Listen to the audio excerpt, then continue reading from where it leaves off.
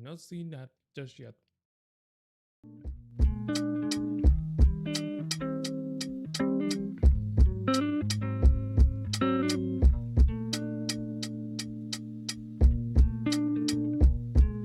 No, okay. A little bit.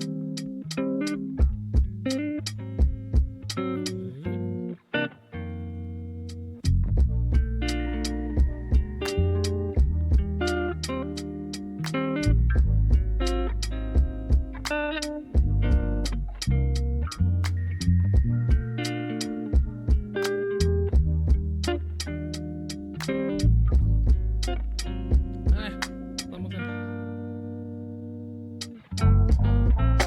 We are live, ladies and gentlemen. Langsung balik lagi sama gue, local political VTuber season Minandes Yo, and I think the chat is still broken. I need to figure out the stupid ass OBS. Refresh.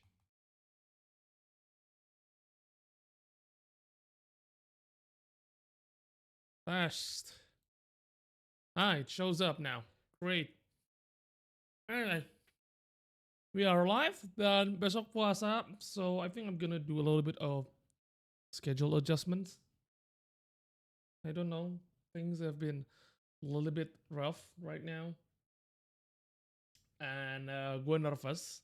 I am low key really nervous karena beda sama kayak the previous discussions di mana gue undang gue undang orang bermampir ke stream kayak undang Mbak Sarah Amelia, undang Mas Firdaunus, undang Mas Adrian Syah.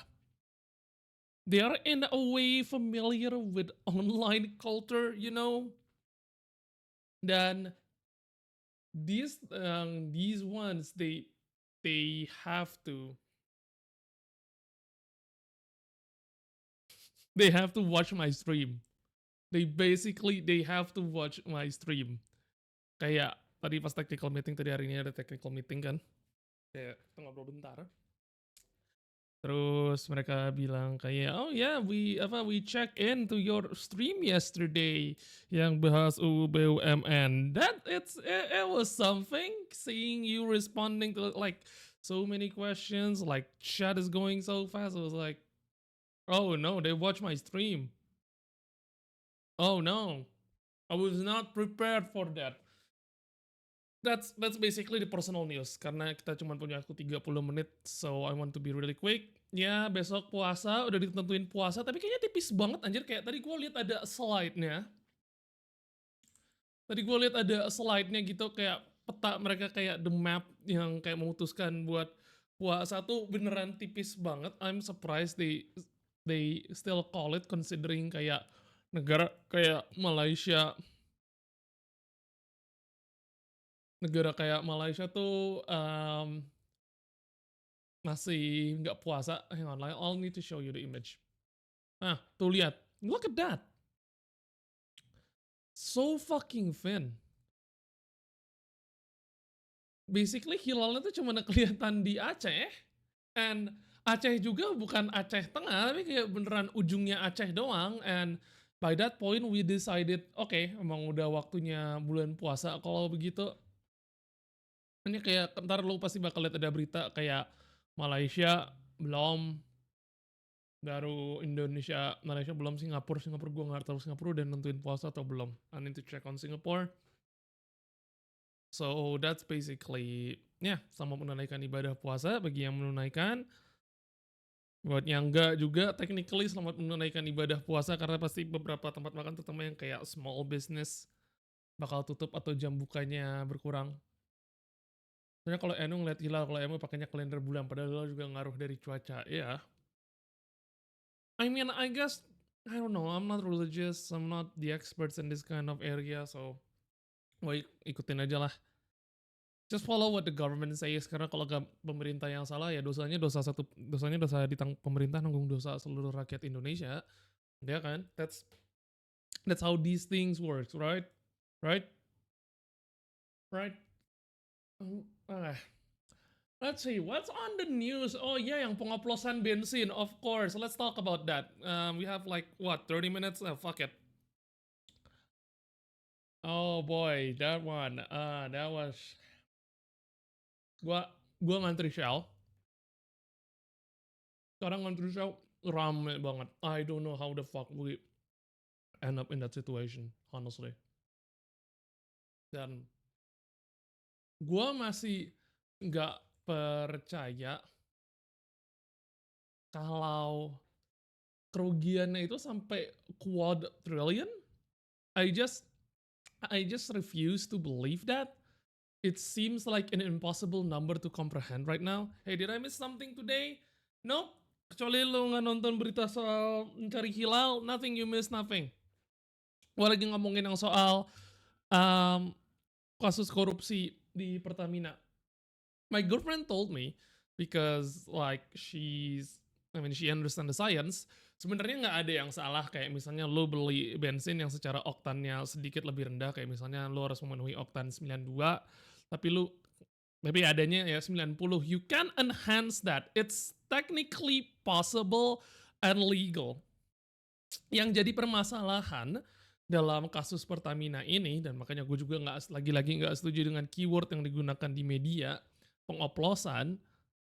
It's a little bit different than that. Yang dilakukan Pertamina itu udah beli bensin kualitas lebih rendah, they don't even bother to enhance it. Mereka nggak bother to distill it, nambahin, I don't know, some fucking chemicals yang bisa ngubah dari RON 90 jadi RON 92 atau dari RON 88, RON 86 jadi RON 90. They don't even bother to do that. Mereka nggak ngelakuin itu. They just give it coloring. Jadi mereka beli bensin yang kualitasnya lebih rendah, impor, dibilangnya kalau itu kualitas yang diimpor itu sudah RON 90 atau sudah RON 92, and they just give it color karena Pertamax itu warnanya biru, Pertamax atau Pertalite yang warnanya biru, gue lupa. Pokoknya yang bensin yang warnanya biru atau hijau, I think Pertalite is hijau, Pertamax is biru. They just give it colors and be done with it, basically. Dan that's obviously korupsi. Bukan mengoplos. Oplos, it sounds like it's implying that they're moonshining the gas. But it's simply just, you know, it's fake. Pertamax, Pertalite plus bunga telang. Yeah, it's exactly that. Dan masalahnya ternyata jauh lebih parah, kayak dari dulu udah banyak yang ngomong sampel di beberapa Pertamina itu kualitas RON-nya aja bahkan lebih rendah daripada what is written specifically gitu. Kayak some labs already tested it dan kayak bilang RON-nya itu RON 80 ke bawah. That's bad for your car or your motorcycle. That's dangerous. Wait, ini mau main adu mekanik atau gimana, Tal? Ya bukan adu mekanik, gimana ya? Bagus keungkap, tapi gue nggak tahu apakah ini sebenarnya political move atau enggak. Karena, well, if it's a political move, I think seharusnya bakal ditutup-tutupin. Alias kayak Pertamina tuh baru masuk Danatara tuh baru diluncurin Senin kemarin. Kalau misalnya tiba-tiba ada laporan kalau ternyata keuntungan Pertamina itu diperoleh karena they sold a fake, bukan oplosan tapi kayak bensin yang tidak sesuai spesifikasi dan itu mengakibatkan kerugian terhadap negara udah sampai nominal yang incomprehensible to the human mind, like what the fuck is 1 quadrillion? Ya, lu pikir aja anjir. Lu pikir aja apakah itu meningkatkan kepercayaan investor atau enggak? It's literally a bad idea. Kalau misalnya ini tujuan politis, i.e. adu mekanik antara kubu politik yang sekarang menguasai, it is within everyone's interest to, you know, hide that.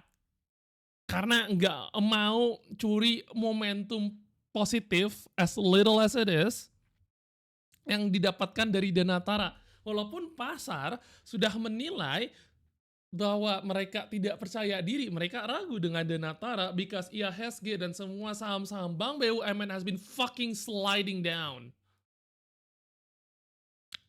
That's the issue that we have here right now. The public trust is, to put it bluntly, extremely low. The market's trust, to put it bluntly, is extremely low. And I expect, this is why, like, I really wish it was on Thursday. It's probably gonna have like low viewership. Kenapa ada taraweh hari pertama? No. That's basically the problem. Oke, apalagi what's on the docket, apalagi berita-berita konyol yang belum gua cover atau kelewat gua cover minggu ini. Amnis bikin ormas. Oh ya. Yeah. Oh my god. There's so much shit going on right now.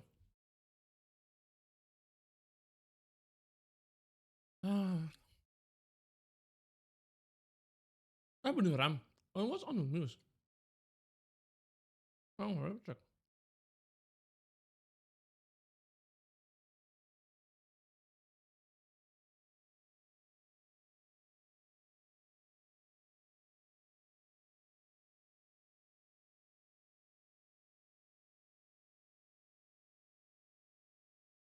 I still think the logo is extremely bad.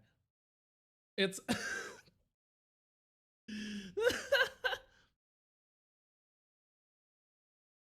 oh my god, the icon is oh my god. Twitter X icon customization. Oh my god, it's so bad. It's so bad. It's genuinely so bad. I cannot believe how bad it is. Look, you try to tell me that it's not basically the Twitter icon.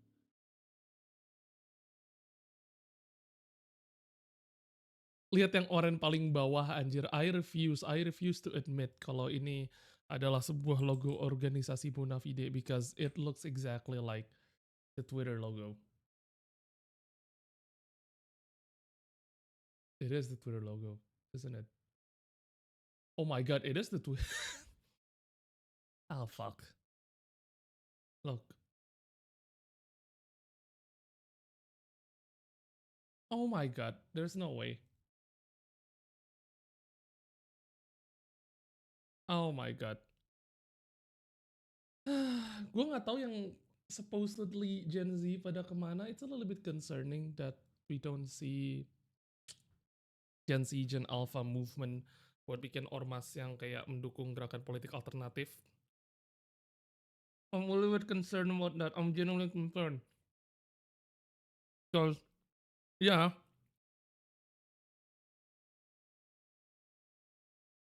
udah pada demo. But, it's still, you know, we're not building an actual political movement slash coalition, and I think that's a little bit concerning. Oh my god, I hope. No boy. 6 people, this is a bit concerning. I really hope this work out, man. Chat, please. Let this work out. I'm anxious as fuck right. What if I say yes because Ahok is getting drunk as komisaris utama? Nah. I don't think selama Ahok didn't sign off on this, kalau nggak ada trail dokumen kalau Ahok signs off on this, bahkan kayak tanda tangan kayak Tom Lembong kemarin, I don't think Ahok bisa dikenain. That's just me trying to maintain, a little bit of a positive thinking. Karena, well, shit's not looking good to be honest. Kerugian negara satu quad trillion itu baru kerugian negara. Kita belum ngomongin kerugian selama 5 tahun terakhir. Orang-orang mesin mobilnya ternyata jadi cepat rusak. It's worrying, it's concerning. I'm scared. I don't know how it's gonna be in the future, but it is what it is, I guess. Oh my god. Gue lupa anjir saya satu.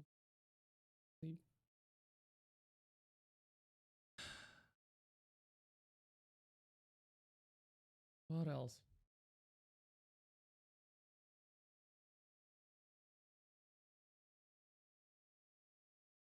Lah Korea Selatan juga baru mulainya.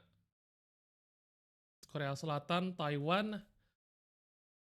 baru mulainya tanggal 2. Ya, that's fine, that's fine. Kalau misalnya ternyata salah, dosanya bukan ditanggung lo juga.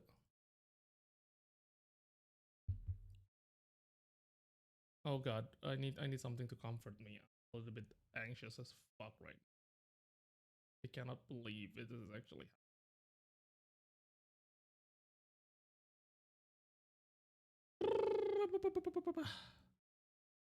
I shouldn't. I really shouldn't have invite them. Should have been like, go ahead, normal spicy talking that kind of stuff. Shit, that was a stupid risk. Ngebut minggu ini sebelum testing chat again. Nah, chat works. It's just, hari pertama puasa, I kinda expect that the viewership was gonna a little bit low, cuman mereka bisanya pas hari ini jadi kayak, paket. You're not missing anything yet. It's just me ranting about my anxiety. Ya lagi pada taraweh. My best guess, makanya mereka juga baru bisa jam 9 karena taraweh dulu, bos. So, I hope it's fine, it's fine, it's fine. We'll be fine. Apalagi yang gue belum bahas. I don't know. Seriously. Did they really just That's Twitter logo. I refuse. Mana shit nggak muncul. I refuse to accept. Mana nih gue zoom. Tuh lihat tuh. I refuse to accept the effect other than that's a Twitter logo. It's a fucking Twitter logo. You cannot convince me otherwise that it is not a Twitter logo. Bentar, let me turn this full screen. Terus kayak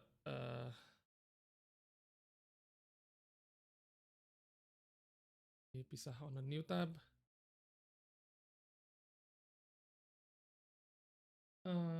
Split. It's Twitter logo. It's a fucking Twitter logo. You cannot convince me otherwise that it is not the Twitter logo. It's a fucking Twitter logo. It's the only explanation. Desainer mereka saking malasnya, it's literally just Twitter logo.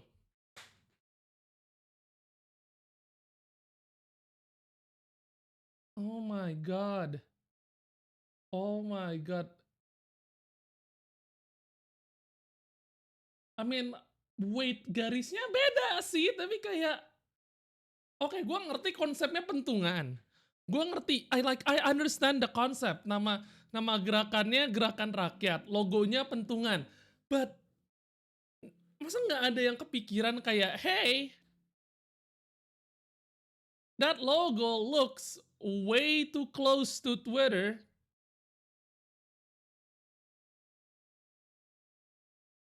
It's oh no. Oh, this is so bad. It's dari jauh tuh, it's literally the X. Oh my god. You might want to get in touch with maybe better logo because you're getting traction lately. Unfortunately, my traction does not include getting polls to, to Anis Circle just yet. But holy shit, this is so bad. It's the worst logo I ever seen. And that's saying something. Yang ini beda sendiri loh di jaketnya. Yang di jaket orang ini tuh beda sendiri anjir. Pentungannya ke arah, it's not even same diagonal. I don't know why.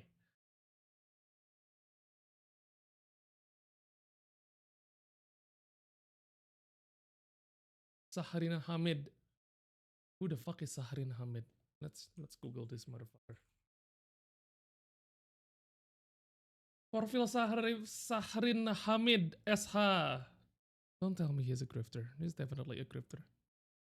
Apa ini Ormas Manifest Kani Sensei? What are you doing here? I don't know. That's the problem. I don't know. Logonya tuh kayak gue tahu anjir. Ntar gue melihat profil orangnya dulu, kabarnya bla bla bla. Lulusan SD, S1 Unisba, lulus 2002, maju wakil gubernur. Yeah, this guy is a grifter, isn't he? Oh my god. Oh my god, maybe their main route started in Twitter and X. So, but still, tolong nggak mau logo lu persis kayak Twitter juga. This is just bad. That's bad design. I don't care how they try to spin this logo. It's genuinely a bad logo. Hang on, gue mau mastiin. Is it even the same shade of orange? It's close enough to be the same shade of orange. This shit's ass.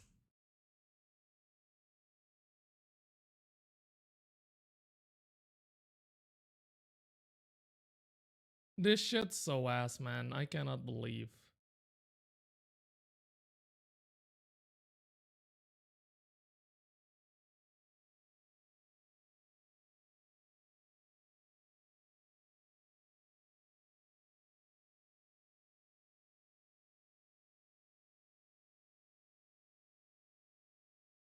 Oh my god, this is mana oren pemuda Pancasila? Bukan anjir, ini bukan oren pemuda Pancasila. Hang on, I think it's orennya Partai Buruh.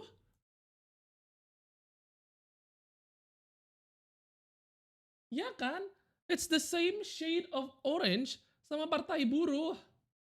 I'm not going insane. It is the same shade of orange.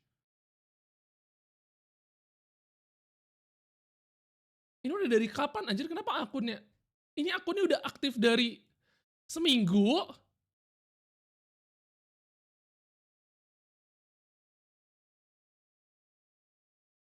Tuh, they have their previous logo sebelumnya tuh nggak kelihatan kayak Twitter banget.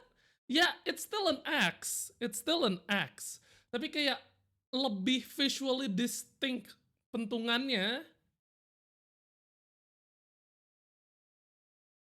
I don't know when the redesign happened. When the fuck the redesign happened? The new redesign sucks ass. It looks like Twitter logo.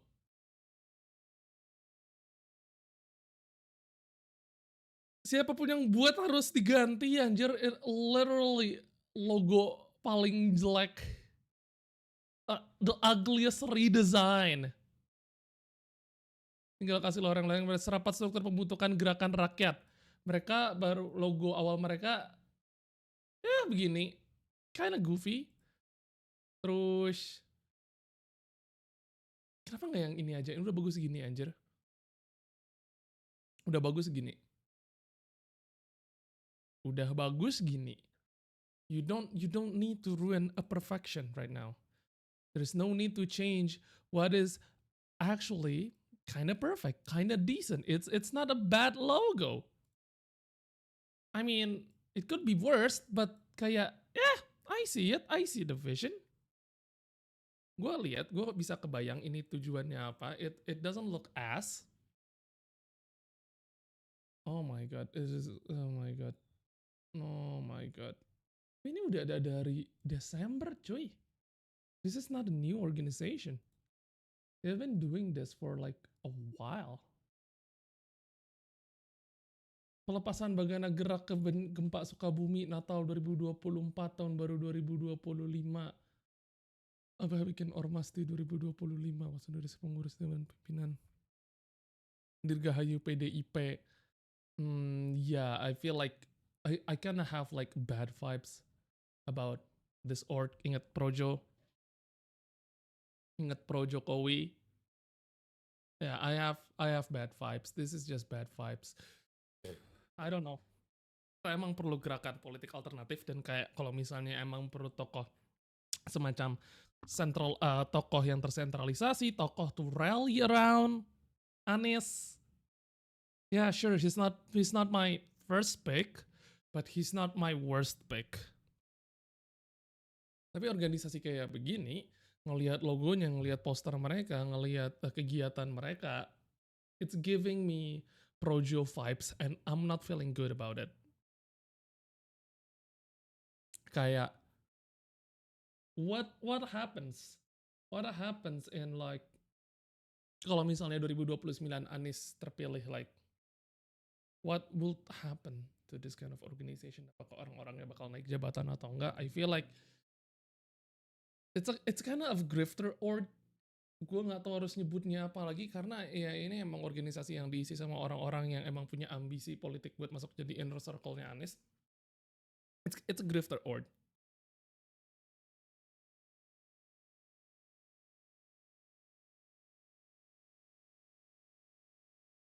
Sucks, isn't it? Gua nggak tahu kapan yang lain gerak dan or like have an alternative front. We need an alternative front, fortunately, because reality kinda sucks. Oh my god. Hmm, I'm a little bit scared. 4 menit lagi. Ah, actually can need to get ready. Ramadan tiba, Ramadan tiba. Hmm. Yeah, whatever. You know, it's kind of sad, you know. Besok puasa tapi Zeta besok puasa tapi hari ini apa sih, PT Sritex resmi pilot 10.000 lebih buruh di PHK dan besok puasa. I don't know. It feels sad. Zeta, it feels sad, banyak banget yang mendekati bulan puasa ini malah kena PHK dan nggak bisa dipertahanin, ya minimal sampai lebaran gitu biar mereka masih bisa dapat THR, myself included, my dad included. It's a grim, yeah, it's a grim day, not just buat 10.000 karyawan Sritex yang dipecat, but to a lot of people who are impacted by the firings of many corporations.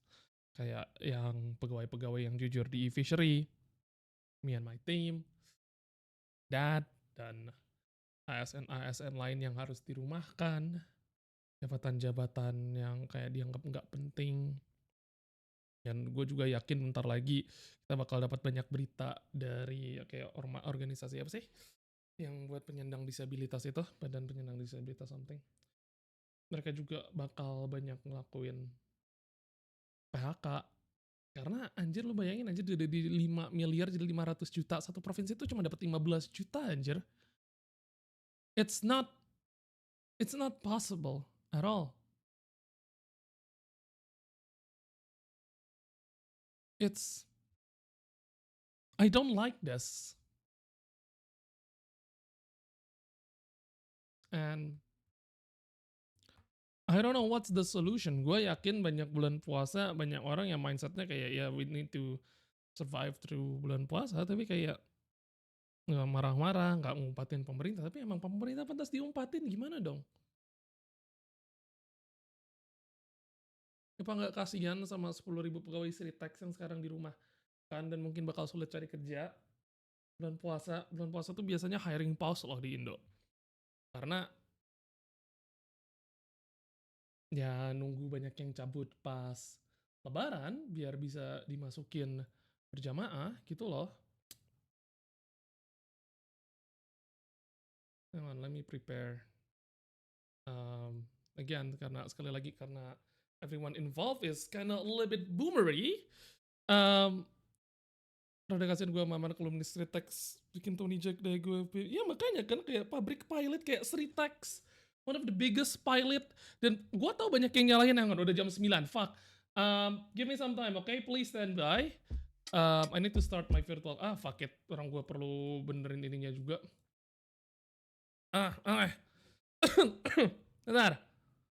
Bentar, chat. Udah jam 9. Wek. I'm using this as my camera too, you know. So tes. Oke, dapat. No need to zoom in on me. What the fuck? Ya udahlah, bodo amat. Halo, bentar. Biar sekalian di ini deh, biar muncul ganti scene. Halo semuanya. Kita udah ini aku dari tadi sebenarnya udah live dari jam 20.30 ngobrol-ngobrol santai dulu. Jadi kayak langsung aja mulai without further ado. Mungkin bisa dimulai dari Mbak Ari dan Mas Nasmi untuk memperkenalkan diri. Mulai dari Mbak Ari dulu deh.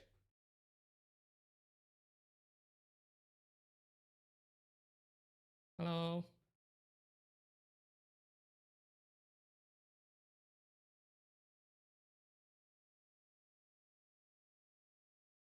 Hmm?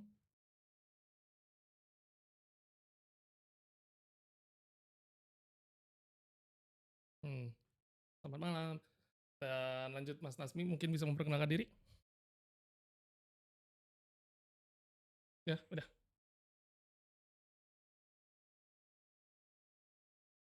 Populix ya. Populix itu lembaga riset, eh baik itu ada market research, ada social research. Nah, khususnya kalau saya di bagian social research. Jadi untuk isu-isu publik, terus juga terkait policy dan lain-lain mungkin lebih banyak di bagian saya.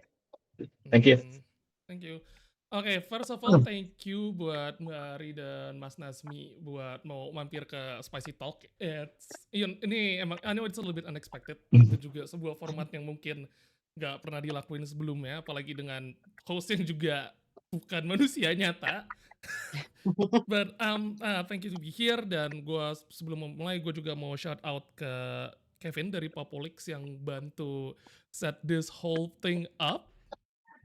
Padahal awalnya dia mulai dari DM Twitter kayak, and I was just joking kayak, ya mungkin bisa bahas laporan ini on my stream, and then he said yes dan bantu setup ini semua. So thank you so much Kevin for doing that. Oke, gue langsung mulai aja ya. Jadi kayak belakangan ini kita, terutama yang udah lihat coverage aku pas demo Hashtag Indonesia Gelap kemarin,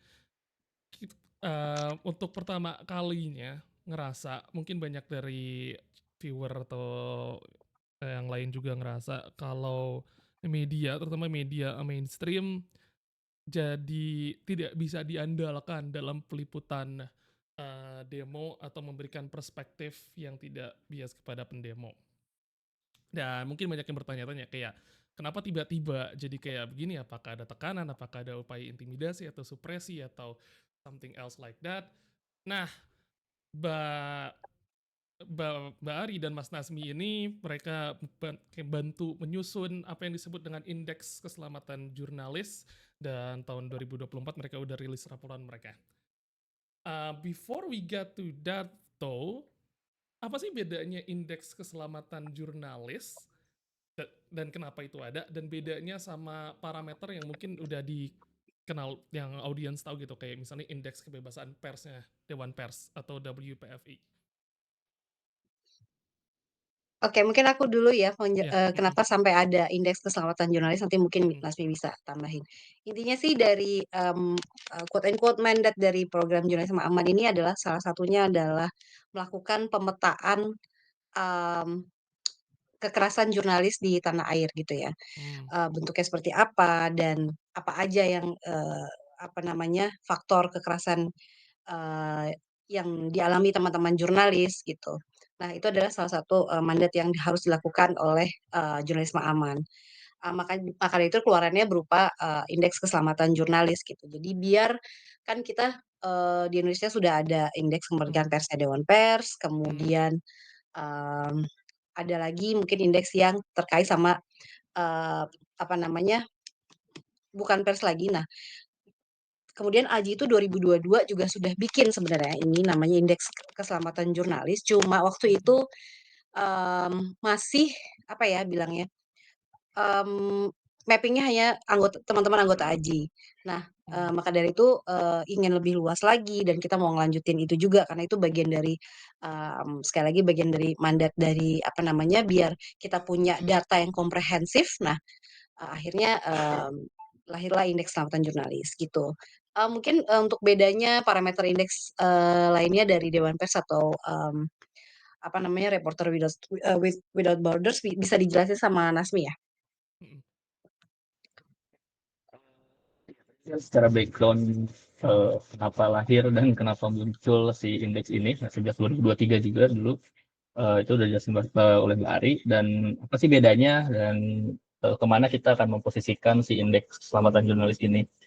Nah, kalau berbicara dengan indeks yang sudah ada dan sudah lama terbit gitu ya, kayak indeks kemerdekaan pers yang ada di Dewan Pers atau WPFI ya yang lebih luas, itu lebih banyak memang disorot dari sisi kemerdekaan gitu ya. Artinya kebebasan, kemerdekaan, dan itu luas secara cakupan. Jadi mencakup lingkungan politiknya juga, lalu juga dari sisi ekonomi si jurnalis dan para stakeholdernya, lalu juga sampai ke kasus-kasus hukum biasanya gitu.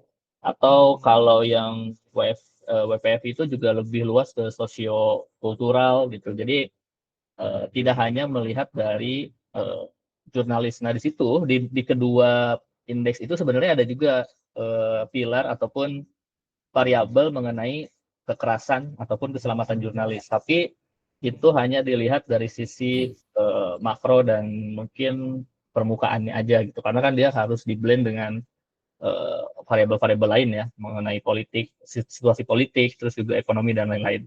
Nah, di indeks keselamatan jurnalis karena tadi jurnalisme aman fokus pada sisi keselamatan dan juga dihubungkan dengan kekerasan tentunya. Nah, kita fokus di bagian keselamatan jurnalis dan apa aja sih variabel yang mungkin mempengaruhi keselamatan itu gitu. Jadi kita akan lebih fokus ke berapa sih yang kena kekerasan, lalu juga apa aja bentuknya, siapa aktor yang melakukan itu, lalu juga dari sisi regulasi, bukan situasi politik secara umum, tapi kita ngelihat persepsi jurnalis ini, ngelihat regulasi ini menurut mereka ngancam apa enggak terhadap keselamatan dan lain-lain. Gitu. Jadi diharapkan sih sebenarnya ini lebih fokus untuk melihat sisi keselamatan dan juga kekerasan yang dialami oleh jurnalis. Itu mungkin. Dan apa dampak yang muncul, kayak langsung ke current cost-nya, apa dampak yang Hmm. muncul dari variabel-variabel yang menjadi parameter indeks kesehatan jurnalis terhadap misalnya peliputan di media gitu. Karena sekarang realitanya ya kayak most orang-orang rata-rata konsumsi media dari media sosial, dari news, dari akun-akun berita, baik akun berita utama kayak media-media tradisional atau akun secondary atau akun media tanda petik secondary kayak news atau even this channel by itself. Apa implikasinya terhadap peliputan yang terjadi di lapangan? Ya mungkin bisa, mungkin kalau misalnya mau dikaitin sama yang peristiwa sekarang, Hmm. teman-teman mungkin banyak yang berpikir ini kok, kayaknya yang media paling, keras suaranya hanya Tempo misalnya, kita menyebut satu merek deh jadinya. Hmm. Cuma satu media itu saja gitu, yang lain kemana tuh, seperti itu. Nah, itu mungkin bisa ada kaitannya dengan, result yang indeks, IKJ sekarang yang 2024 ini bahwa ada penyebab, apa namanya, kekerasan tuh, salah satu kekerasan yang menimpa teman-teman jurnalis tuh apa gitu ya, salah satunya adalah, makin tinggi ya, Mi, ya, si, self censorship itu ya, Mi, ya, di hasil dari indeks kita. Nah, itu bisa jadi, mulai, mmm, either itu bisa jadi dari jurnalisnya, bisa itu dari kebijakan dari, media-medianya yang bilang bahwa, "Oh ini, nggak usah diliput," atau "Ini nggak usah, mmm, liputannya angle-nya ini aja." Itu sangat sangat mungkin terjadi dan itu bisa terlihat dari hasil, IKJ yang 2024 ini. Hmm. Tapi mungkin gue coba ambil perspektif orang awam ya. Kalau orang awam Mhm, lihat dari skor utamanya, hasil utamanya itu kan di skor indeks keselamatan jurnalis 2024 tertulis mencapai 60,5 dan masuk dalam kategori agak terlindungi dan dibilang betul. ada peningkatan 0,7 poin dari tahun sebelumnya. Oke. Kalau ada peningkatan walaupun nggak nyampe 1 poin, kenapa justru self censorship yang ada malah semakin jadi? Ini juga di chat ada yang kayak ngasih contoh, barusan ada lihat berita jurnalistik Kompas diancam dan ditandain sama ajudan panglima. Soalnya dibilang emang udah di-briefing dulu. Kayak kenapa dengan hasil angka yang ada sekarang justru self censorship atau ambil angle yang kesannya tanda petik main aman ini malah malah jadi sering muncul di media, walaupun ya kesannya sekarang masih recency bias terhadap bagaimana media ngeliput demo kemarin. Hmm, mungkin ini ada beberapa yang dijawab beda gitu karena apa namanya statementnya tadi ada beberapa statement, ada beberapa pertanyaan. Kayak misalnya tahun ini dianggap lebih meningkat sekian poin gitu dibanding tahun lalu gitu. Kalau kita ngeliat catatannya teman-teman Aji juga sebenarnya jumlah dari sisi kuantitas kekerasan yang dialami teman-teman itu teman-teman jurnalis turun gitu. Namun perlu dicatat bahwa tahun lalu itu ada kekerasan em, yang dialami jurnalis sampai jurnalisnya dibunuh gitu sama keluarganya. Dan jadi dari sisi angka statusnya ya tidak sebanyak tahun sebelumnya gitu dibanding tahun 2024, tapi dari sisi em, apa ya jenis kekerasannya itu cukup menurut kami, menurut saya juga itu agak ya mengkhawatirkan lah sampai menghilangkan nyawa gitu ya, gitu terkait sama liputannya dia gitu. Nah, eh tadi yang soal apa namanya self censorship pun juga ya terlihat dari teman-teman bisa melihat ketika demo kemarin lah gitu berapa sih yang meliput dan atau berapa sih ada yang bikin apa namanya talk show tentang demo tersebut di televisi nasional gitu misalnya. Mungkin itu bisa menjawab dari em, ya masih ada apa namanya masih kok sesuai dengan apa yang indeks kita hitung gitu. Ya mungkin Asmi Mungkin mau nambahin, nambah. Mas Nasmi mau nambahin menambah? ya. Jadi tadi benar nih, kalau dilihat dari sisi angka sebenarnya, angka kuantitatif nih ya, angka kuantitatif itu jumlah kekerasan itu sebenarnya menurun.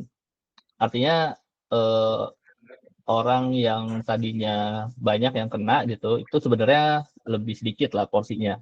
Tapi dari yang kena yang sedikit ini sebenarnya banyak yang lebih parah gitu kenanya. Nah, itu mungkin yang agak susah dikuantifikasi ya. Artinya kita belum bikin leveling mana yang paling parah dan lain-lain sebenarnya. Jadi kita masih melihat dari sisi jumlah. Nah, di sisi Hmm. lain, eh, mereka itu tidak terkena kekerasannya nih, tapi eh, mereka lebih hati-hati gitu. Artinya untuk menghindari kekerasan gitu ya. Jadi mereka ya lebih hati-hati. Salah satunya apa? Yang tadinya disensor, kan sensor itu bisa oleh orang lain ya. Artinya saat kita nulis terus sampai ke meja redaksi, tiba-tiba misalkan diturunin. Nah itu juga disensor tuh sama redaksinya. Atau bahkan sudah muncul, sudah publish, ada yang eh, komen untuk disensor atau untuk diturunkan. Nah itu juga sama. Nah di 2024 mungkin tidak banyak yang sampai ke situ, tapi mereka sudah memfilter dari awal gitu. Makanya ada namanya self censorship. Jadi self censorship itu sebelum dia melakukan tugas jurnalistiknya dia sudah menyensor dirinya sendiri juga gitu. Eh, oh ya, yang kalau yang sensitif kayaknya nggak usah diliput dan seterusnya. Nah, mungkin juga kalau dilihat dari angka yang ada di laporan indeks keselamatan jurnalis itu dari yang kena paling banyak itu kan ada pelarangan liputan, lalu juga pelarangan pemberitaan gitu ya. Jadi ya kalau pelarangan liputan tuh ya dia memang tidak boleh meliput. Katakanlah tadi demo udah nggak usah dimasukin. Jadi memang dari agenda setting di redaksi sudah tidak memasukkan isu tersebut gitu. Jadi walaupun dia mengajukan, ya udah nggak usah. Gitu. Atau ada juga yang pelarangan pemberitaan. Jadi yang tadi udah diliput, mau diberitakan, nggak jadi. Sampai ada juga sebenarnya yang penghapusan hasil liputan. Sebenarnya kekerasan di sini tuh masih dalam uh, konteks konteks untuk si jurnalisnya gitu. Nah, Mmm. makanya kenapa ya tadi dari sisi berita, kok ini nggak ada ya gitu, kok nggak ada yang bahas ya, kok nggak ada yang eee, ngeliput ini gitu. Nah, itu mungkin salah satunya dari situ juga. Sebelumnya dia udah pernah coba, udah pernah melakukan, terus disensor misalkan dari pihak luar gitu. Biasanya yang pertama Mmm. memang dari pihak luar, entah itu klien atau owner, ada juga tuh detailnya ya, ada redaksi sendiri. Nah, setelah itu mereka mendapatkan sensor, maksudnya disensor dari luar. Nah, kedua kali, ketiga kali biasanya mereka menilai dirinya ataupun meminimalisir resiko dirinya ya dengan cara self censorship tadi. Jadi Mmm. ya udah deh, gue nggak usah lagi. Katakanlah isu-isu kayak sensitif, misalkan pembangunan, mungkin nanti Bari bisa cerita lebih lanjut, misalnya kayak di TSM gitu. Atau ada yang di laporan kami juga yang dari Flores, itu juga ada sedikit cerita in-depth interview dari pembangunan infrastruktur di sana. Eh, Mereka yang awalnya meliput, awalnya memberitakan mengenai ketidakadilan dan lain-lain, setelah mendapatkan kekerasan ya akhirnya udah nggak dijalanin lagi, padahal isunya masih lanjut sebenarnya. Mmm. Mungkin itu sih implikasi jauhnya ya, kenapa Mhm. kekerasan ini terjadi dan akhirnya ke kualitas berita ataupun media yang kita konsumsi di publik gitu. Mmm. Jadi basically kalau coba dicerminkan dengan situasi sekarang sebenarnya strategi, bukan strategi, lebih tepatnya kekerasan yang dialami oleh para jurnalis ini kurang lebih menggunakan strategi yang sama yang emang udah kayak sering digunakan untuk membungkam atau kayak buat orang-orang yang kritis terhadap pemerintah sejauh ini berhenti gitu kan, kayak diretas WhatsApp-nya atau kayak pengalaman salah satu teman saya friend of the show Resi 014 pas masalah Kominfo dulu yang PSE sampai di teror juga WhatsApp-nya dan sekarang dia juga kayak mulai jarang mengkomentari kasus pemerintah. Berarti kurang lebih sebenarnya angle yang dipakai sama, intimidasi, tapi bedanya ini lewat institusinya ya, bukan langsung ke seringkali terhadap institusinya, bukan langsung ke orangnya. Atau bagaimana? Iya, kurang lebih prakteknya sama gitu ya.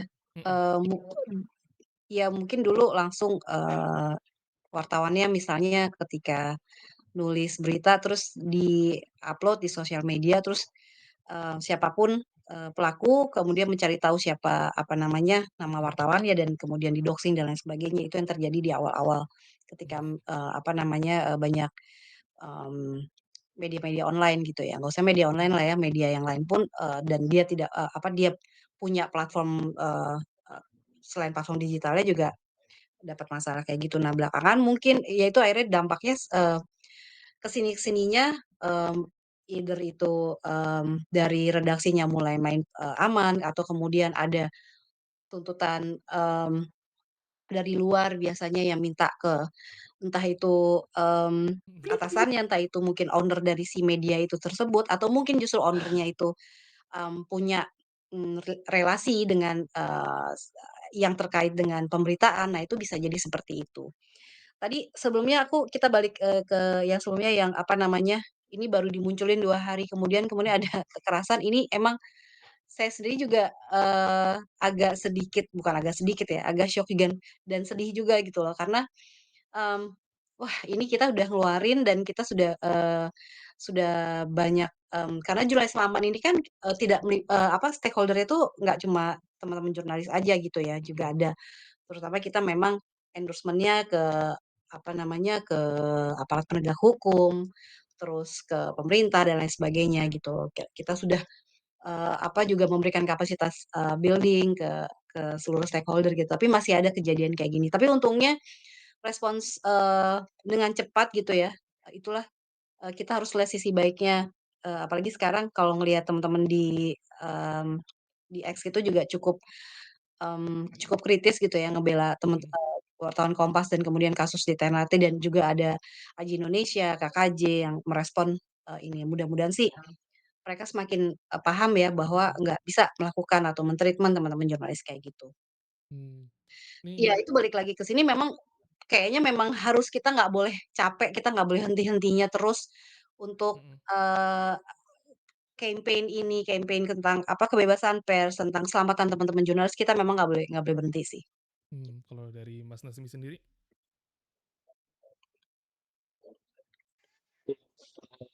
Tadi mungkin benar ya, kalau dari sisi dulu mungkin langsung ke jurnalis, terus kalau sekarang ya mungkin ada tangan-tangan lain lah ya yang bisa masuk gitu. Sebenarnya di sisi media juga pada riset ini kami coba untuk melihat eh, dari sisi stakeholder media atau perusahaan medianya itu sendiri sebenarnya apakah ada mekanisme tertulis gitu atau SOP untuk memisahkan katakanlah komersil dan redaksi gitu ya. Hmm. Itu kan seharusnya publik itu berhak untuk tahu berita yang ditampilkan itu iklan atau bukan gitu. Atau ini tuh pesanan atau bukan gitu lah ya. Mana yang bentuknya produk jurnalistik yang asli gitu yang memang diliput, cover both side dan lain-lain, mana yang memang dari sisi komersil itu ada di situ gitu, ada iklannya. Nah itu tidak semua juga perusahaan punya gitu. Ada yang punya pun tidak semua melaksanakan gitu. Dan biasanya itulah jadi salah satu faktor juga tadi ada di sensor atau mungkin yang lebih parah sebenarnya beritanya tuh sponsor gitu ya, beritanya ads tapi dia tidak menampilkan itu gitu. Seolah-olah ini kok bagus gitu padahal sebenarnya itu iklan kan banyak tuh. Nah di X itu salah satu yang cukup kritis juga ya biasanya kalau ada berita-berita yang tendensius atau mungkin mencurigakan kan biasanya suka ada komentar-komentar untuk meluruskan gitu. Nah di situ juga mungkin salah satu peran juga ya dari publik gitu untuk bisa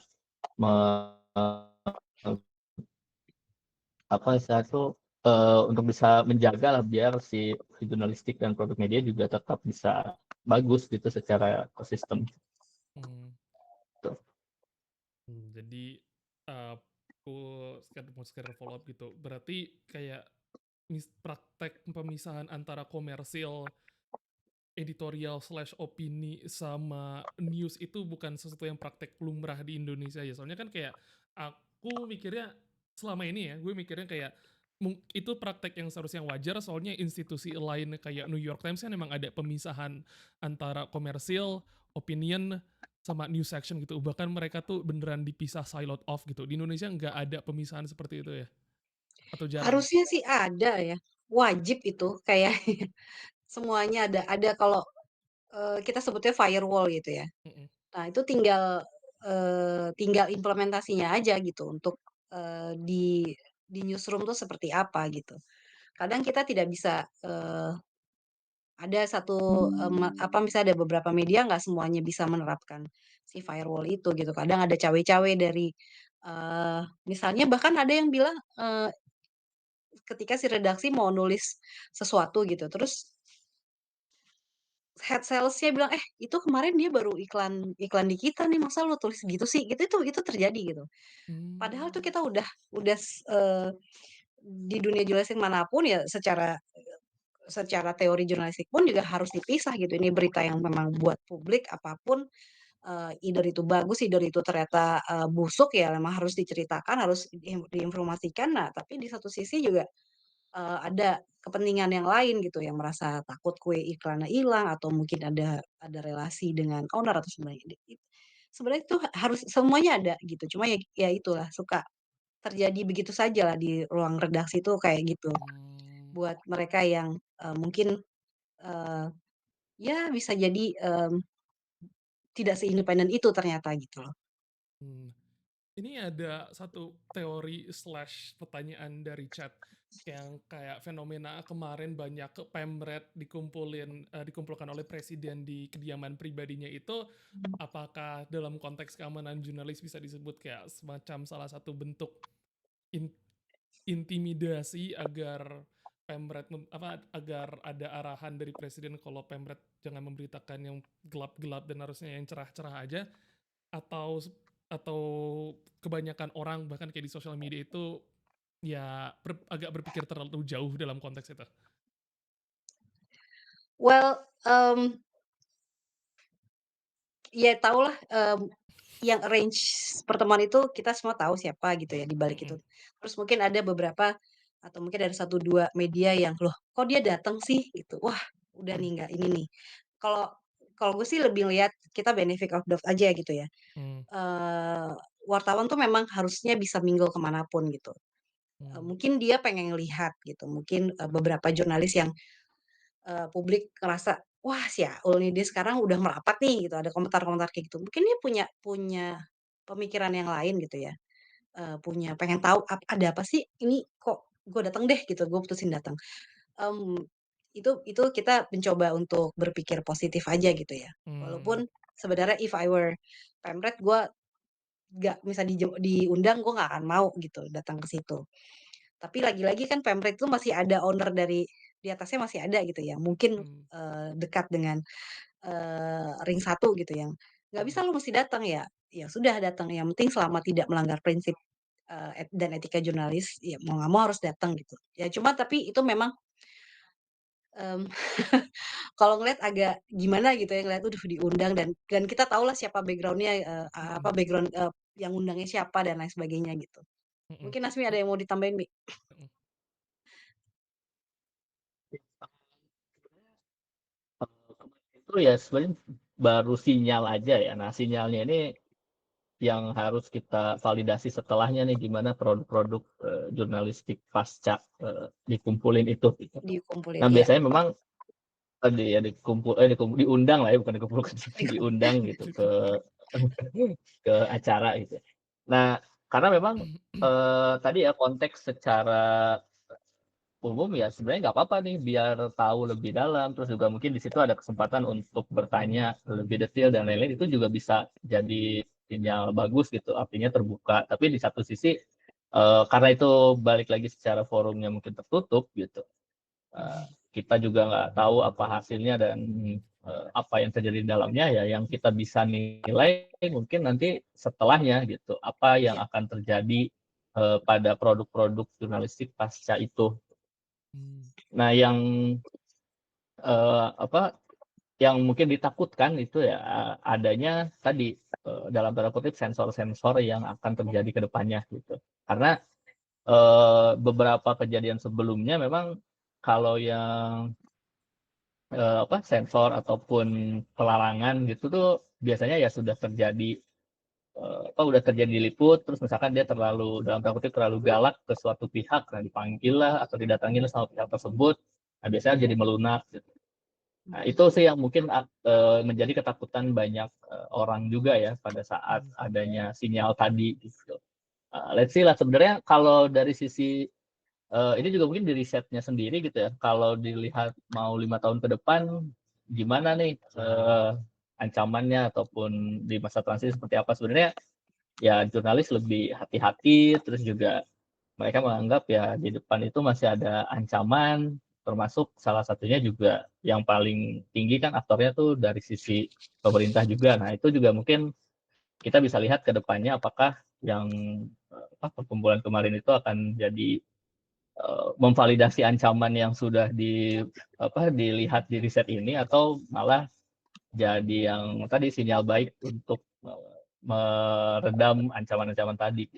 mhm, mmm. Sama. Oke, aku circle back ke itu ya tadi yang soal kekerasan jurnalis. Tadi dibilang kalau yang dalam indeks keselamatan jurnalis 2024 ini belum ada cara buat mengkuantifikasi apa jenis-jenis kekerasannya gitu, seberapa parah atau enggaknya. Apa mungkin nanti ke depannya kayak buat laporan tahun 2025 atau 2026 bakal mau dilakukan upaya kuantifikasi mengkategorikan seberapa parah jenis intimidasi atau kekerasannya atau enggak.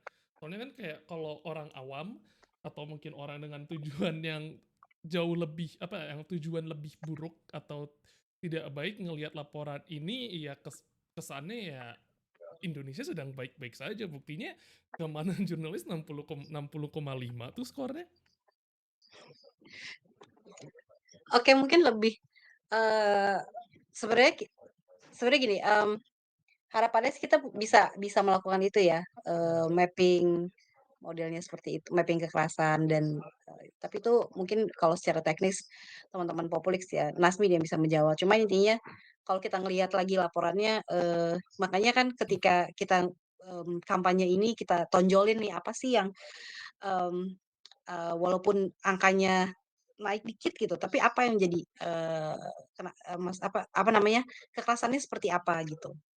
Itu memang harus dibaca secara menyeluruh si laporan ini gitu, apalagi di dalamnya kalau, teman-teman ngakses gitu ya, itu ada 2 box yang lihat, gimana teman-teman, Floresa, diintimidasi dan kemudian ada juga malah teman-teman yang lain juga diintimidasi karena, ingin apa namanya, ya ada union busting seperti itu. Nah itu mungkin teman-teman bisa ngelihat, apa namanya, laporan itu lebih lengkap, lebih dalam lagi gitu ya. Dan kami mencoba untuk, mengkampanyekan gitu lewat, mmm, memang baru ada 2 infografik yang kami keluarkan gitu, Hmm. bahwa kayak yang kemarin tuh apa sih jenis kekerasannya dan kemudian kira-kira 5 tahun ke depan tuh, aktor yang ditakuti oleh teman-teman jurnalis itu apa gitu, yang mereka karena mereka berpotensi melakukan kekerasan. Nah itu yang jadi highlights kami, apa namanya, untuk melihat dalam masa transisi dan ke depannya seperti apa gitu. Hmm. Mungkin Lasmi bisa jelaskan terkait dari Ya, quantified. eh, itu sebenarnya akan dengan temuan yang ini gitu ya, sebenarnya kami juga akan mencoba untuk nantinya mendalami dan bisa memappingkan ya atau memetakan mana sih yang terjadi kekerasan itu seperti apa, lalu juga seberapa parah gitu ya damage-nya yang didapatkan itu sebenarnya menjadi tantangan juga untuk kami untuk kuantifikasi gitu ya. Tapi balik lagi sebenarnya dari angka suatu indeks gitu ya, ini tidak hanya indeks keselamatan jurnalis gitu ya. Kita bisa merefer ke mungkin kondisi makroekonomi ya, kayak Hmm. katakanlah pertumbuhan ekonomi gitu. Sebenarnya pertumbuhan ekonomi kita bagus nih, tumbuh gitu, ekonomi kita tumbuh, tapi apakah tumbuh itu selalu berkualitas gitu? Apakah ada yang dikorbankan atau ada yang belum maksimal? Nah, itu mungkin sebenarnya yang perlu dilihat lebih lanjut gitu ya. Walaupun sama-sama tumbuh, tapi mana yang lebih berkualitas, mana yang enggak. Atau simpel misalkan inflasi gitu, inflasinya rendah. Apakah inflasi rendah itu karena harganya terjaga atau karena daya belinya melemah? Nah, itu juga kan perlu dilihat lebih lanjut. Nah, begitu juga dengan indeks ini sebenarnya. Hmm. Jadi naik itu kenapa? Oh, ternyata tuh udah lebih sedikit nih yang kena gitu ya, istilahnya yang kena kekerasan. Tapi kalau dilihat lebih lanjut, oh ternyata mereka tuh nggak kena karena lebih hati-hati dan ujungnya kualitas beritanya malah jadi jelek gitu karena kehati-hatiannya mereka itu gitu. Nah itu mungkin yang eh, harus juga kita lihat lebih komprehensif gitu ya. Begitu juga dengan mungkin kalau bisa dilihat dari sisi laporan gitu ya, tadi yang sudah disebutkan oleh Mbak Ari juga ada teman-teman dari Flores gitu ya yang mengalami intimidasi dari aparat penegak hukum, lalu juga ada dari korporasi. Mereka pada saat terkena itu ya dia tetap lanjut nih. Kalau mereka gitu ya, kebetulan mereka tetap lanjut dan akhirnya mengambil resiko untuk mendapatkan kekerasan. Tapi ada juga teman-teman jurnalis lain yang setelah melihat temannya kena, ya dia akhirnya jadi mundur gitu. Nah, si jurnalis yang mundur ini tidak tercatat sebagai orang yang terkena kekerasan sebenarnya. Hmm. Karena kan dia mundur duluan gitu. Hmm. Tapi dari situ ada seberapa banyak nih yang mundur gitu, ada seberapa banyak yang takut, ada seberapa banyak yang berhati-hati.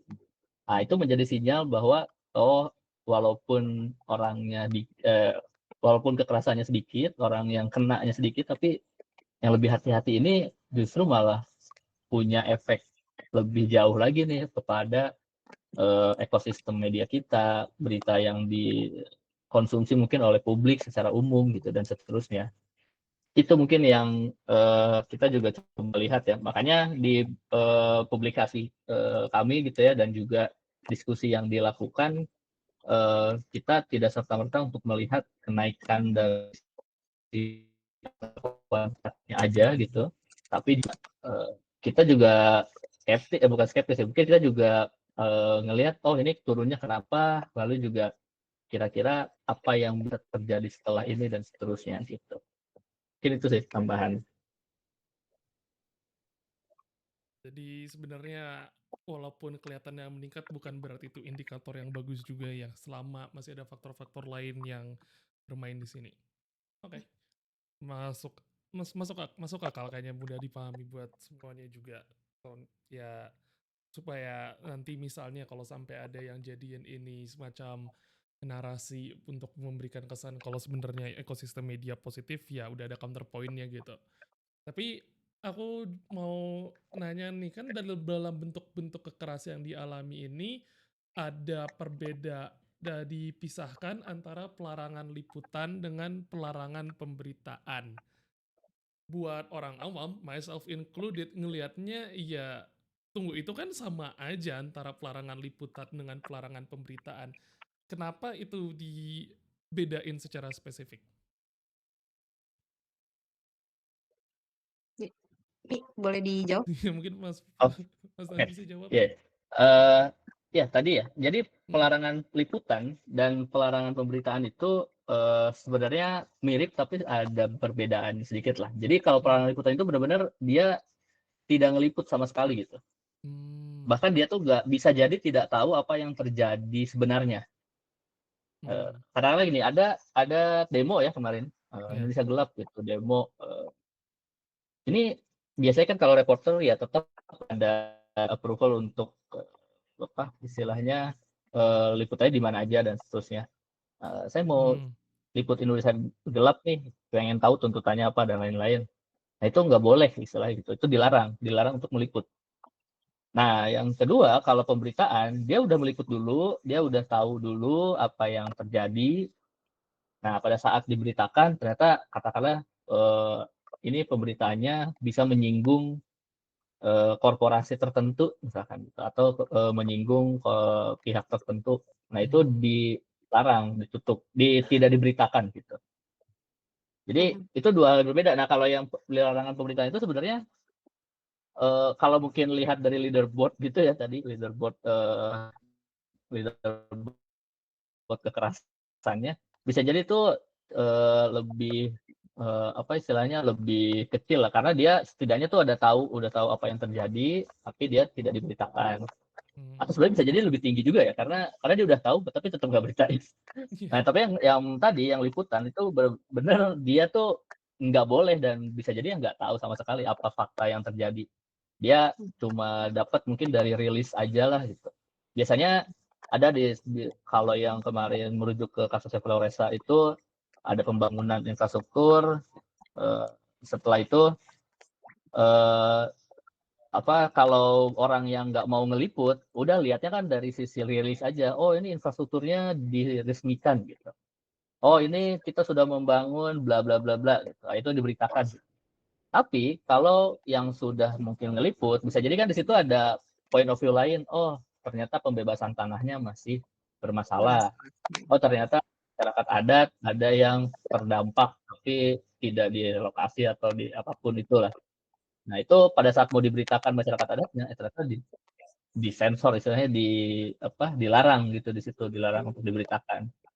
Ada lagi sebenarnya yang di bawahnya itu penghapusan hasil liputan. Jadi udah beritakan, ya dia diturunin lagi. Bisa diturunin tuh macam-macam ya, bisa mmm, katakanlah ganti judul, itu tuh udah kekerasan sebenarnya ya. Artinya dia udah bikin judulnya apa, terus ganti atau, mhm, ada, poin-poin pemberitaan yang dihilangkan gitu. Artinya dia mau lihat lebih komprehensif, ya ternyata ada yang dihilangkan. Itu juga termasuk kekerasan dan ada gitu yang terjadi seperti itu. Jadi cukup banyak dan sebenarnya cukup kompleks juga ya, pemberitaan dan apa yang, kita konsumsi sebenarnya di media.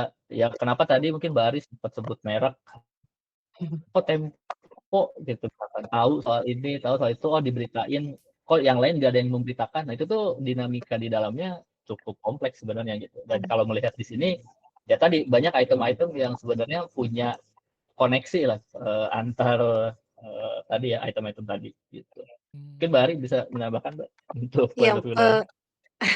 iya kayak mungkin pelarangan liputan juga misalnya, wartawannya udah di lokasi gitu ya, tapi sama entah itu, aparat, entah itu, siapa yang mengenal wartawan, "Oh, "Gua nggak mau lo ngeliput, lo dari media ini ya? Nggak bisa, lo nggak bisa." Nah itu lo nggak usah bikin liputan lo jelek atau liputan lo selalu menghina gua. Itu salah satu bentuk pelarangan liputan gitu, Dila. Dan, juga kita pernah kalau mungkin, masih inget gitu, Mhm, tiba-tiba, di, apa, ring satu gitu, akses untuk teman-teman yang biasa stay di situ tuh nggak ada gitu loh, untuk wawancara, ke mmm, ring 1 gitu. Itu kan pernah terjadi ya, terus mmm, tahu-tahu keluar Oh, doorstop-nya hilang rilisnya. gitu ya? mhm, Iya ya, tahu-tahu keluar Mhm. rilisnya, tahu-tahu ada rekaman videonya kalau, ring satu baru saja melakukan press conference. Nah, padahal lah teman-teman jurnalis yang biasa mangkal, biasanya kan teman-teman suka mangkal di mana, suka Mhm. post di mana, bilangnya post gitu ya. Eee, Tadi perasaan nggak ada apa-apa, tadi, kita ditutup-tutupin, ring satunya ke mana. Nah, model-model seperti itu kan bagian dari pelarangan, liputan gitu. Dan ya mmm, pemberitaan ya sebenarnya Betul. more and less, ya itu tadi udah ada, udah disiapin, terus nggak deh, nggak bisa kita beritain ini, terlalu sensitif buat, kantor kita gitu. Nah itu juga, bagian dari, kekerasan dan tadi, Nasmi bilang, apa namanya, eee, ganti judul itu juga bagian dari kekerasan gitu ya gitu. Meskipun bilang, mmm, ada orang nganggap, "Ah, enggak ah, kita cuma minta baik-baik kok ganti judul." Soalnya itu nggak benar gitu, nggak ya sebenarnya ada mekanisme gitu ketika merasa, "Nih beritanya nggak bener kok," ada mekanisme yang harus dilakukan oleh yang protes gitu. Bisa bikin surat pembaca, dan itu sudah jelas juklaknya SOP itu udah jelas gitu, dari Dewan Pers juga sudah mengeluarkan itu. mmm, Kirim surat pembaca, terus masih keberatan juga ya bawa Dewan Pers, karena waktu waktu kemarin kita launching juga sempat sempat ada perdebatan, "Loh kok ini ganti judul dianggap kita nggak pernah minta take down berita, tapi kita minta ganti judul." Lah lah sama aja sebenarnya. Nah, terus ada yang bilang, "Ya udah kalau gitu kita bawa ke Dewan Pers aja." Go ahead, lebih lebih fair gitu, apa, dibawa aja ke Dewan Pers gitu loh. Karena memang mekanisme seperti itu kalau memang merasa tidak puas dengan, produk jurnalis jurnalis dari berita tersebut gitu. mmm. Tapi aku sekalian mau nyambung ke pertanyaannya, sebenarnya tiba-tiba belakangan ini maksudnya dalam 2 periode pemerintahan terakhir ini, eee, press conference atau press pool, ada, nerima pertanyaan press conference dan doorstop itu mulai menghilang, ini sebenarnya salah satu bentuk pembungkaman atau intimidasi kan? Iya, bisa bisa dibilang seperti itu, bahwa mereka membatasi akses informasi ke teman-teman itu Mhm, bagian dari, apa namanya, ancaman terhadap, teman-teman jurnalis untuk mendapatkan, berita yang pas untuk, publik gitu. mmm, Iya, terus mungkin nambahin juga ya, biasanya, mhm, efek dari yang tadi disebutkan itu adanya keseragaman dalam media, apa, dalam produk yang dihasilkan gitu. mmm, Nah, sebelumnya kenapa, doorstop itu rame atau mungkin banyak yang tadi ya, di pos-pos, kan kalau reporter itu ada pos misalkan yang dia di istana, ada yang di, katakanlah kementerian tertentu, ada yang di Mabes Polri dan seterusnya gitu. Nah, itu biasanya pada saat mereka, sudah konferensi pers atau setelah itu ada doorstop, nah itu biasanya muncul poin-poin lain gitu atau informasi-informasi lain. Nah, itu tergantung bagaimana jurnalisnya bisa menggali kan, katakanlah yang di konferensi pers cuman, tadi ya misalkan kita anggap pakai angka statistik yang pertumbuhan ekonomi tadi deh, misalkan pertumbuhan ekonominya, tumbuh, 5% gitu. Ya kalau di konferensi pers hanya di situ aja, tapi pada saat, doorstop bisa jadi dia akan bertanya, "Oh dia tumbuh 5% tapi kok, katakanlah industrialisasi atau, kontribusi industri kok menurun?" Nah, itu kan bisa ditanyakan atau ada, point of view lain dan akhirnya nanti produk-produk, jurnalistik yang yang dihasilkan itu akan bervariasi dan bisa menambah, referensi juga bagi pembaca mmm, gitu. Oh yang ini biasanya sih kalau dulu mungkin mungkin koreksi ya Mbak Ari ya, kalau dulu tuh per media itu kan punya, apa, style-nya lah ya atau fokusnya gitu. Misalkan katakanlah ada media yang sisi ekonominya yang dilihat, mhm, kalau ini dari sisi sosialnya misalkan gitu. Mhm Nah itu mhm. dari satu isu yang sama, dari satu konferensi pers yang sama, bisa jadi hasil pemberitaannya tuh akan berbeda Beda-beda. Mhm.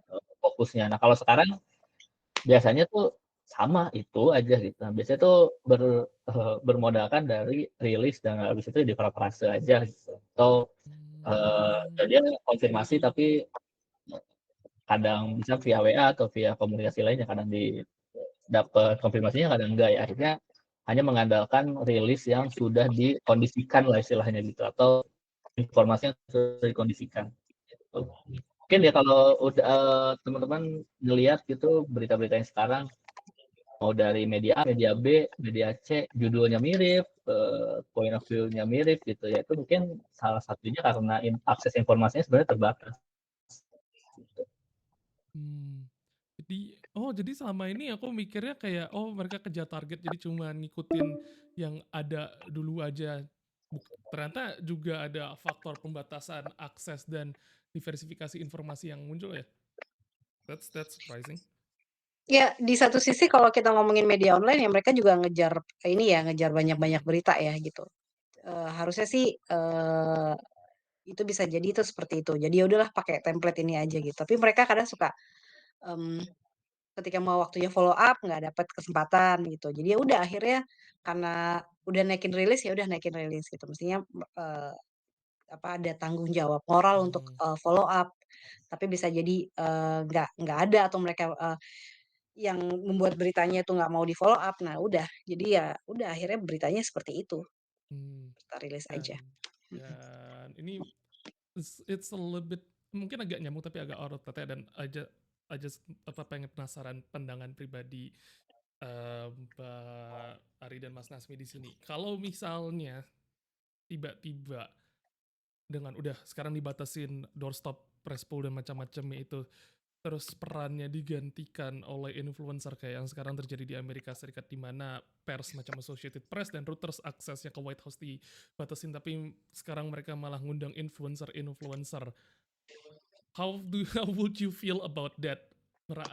Digantikan peran media perlahan oleh negara sendiri, digantikan oleh secondary sources kayak influencer. Iya ini ketawa juga nih ya, tadi pas ramai di X, wah ternyata ngikutin, polanya Indonesia nih. Dan syok banget bayangkan sekelas AP loh ya, itu AP Mhm, dan kemudian, dilarang apa namanya, ke pool, White House itu kemunduran banget gitu. Walaupun, untuk, biasanya kan teman-teman jurnalis juga, kiblat jurnalistik waktu itu gitu ya ke Amerika gitu ya. Tapi mhm, ada yang kayak gini, ini hilarious banget. Nah, kalau ke Indonesia memang sebenarnya udah jadi kayaknya, udah dianggap apa ya, bagian dari, manajemen komunikasi publik kayaknya mhm, ininya buzzer itu. Ini yang harus, jadi apa, perhatian karena di riset kita juga ini ya, Nazmi ya, mhm. 5 tahun mendatang tuh teman-teman jurnalis tuh khawatir, mmm, buzzer juga ya dan apa namanya, eee, yang paling mengancam gitu, organisasi masyarakat kemudian buzzer seperti itu. Dan itu kan berarti jadi ancaman juga buat teman-teman jurnalis. Cuma, kalau boleh mengutip dari, teman-teman Aji gitu, kayak kita harus harus inilah anggap bahwa, ya buzzer tuh bagian udahlah mau nggak mau kita harus terima bahwa itu bagian dari komunikasi publik, entah itu pemerintah, entah itu, aktor swasta lainnya gitu ya. Kalau ada masalah pasti yang dilempar dulu, narasi yang dibangun lewat, eee, dengungan-dengungan itu gitu. Nah, ini harus ya itu jadi tanggung jawab, media gitu, tanggung jawab jurnalis, ya untuk terus, apa ya, tetap tetap harus bisa beritain deh apapun itu, harus bisa meng-counter.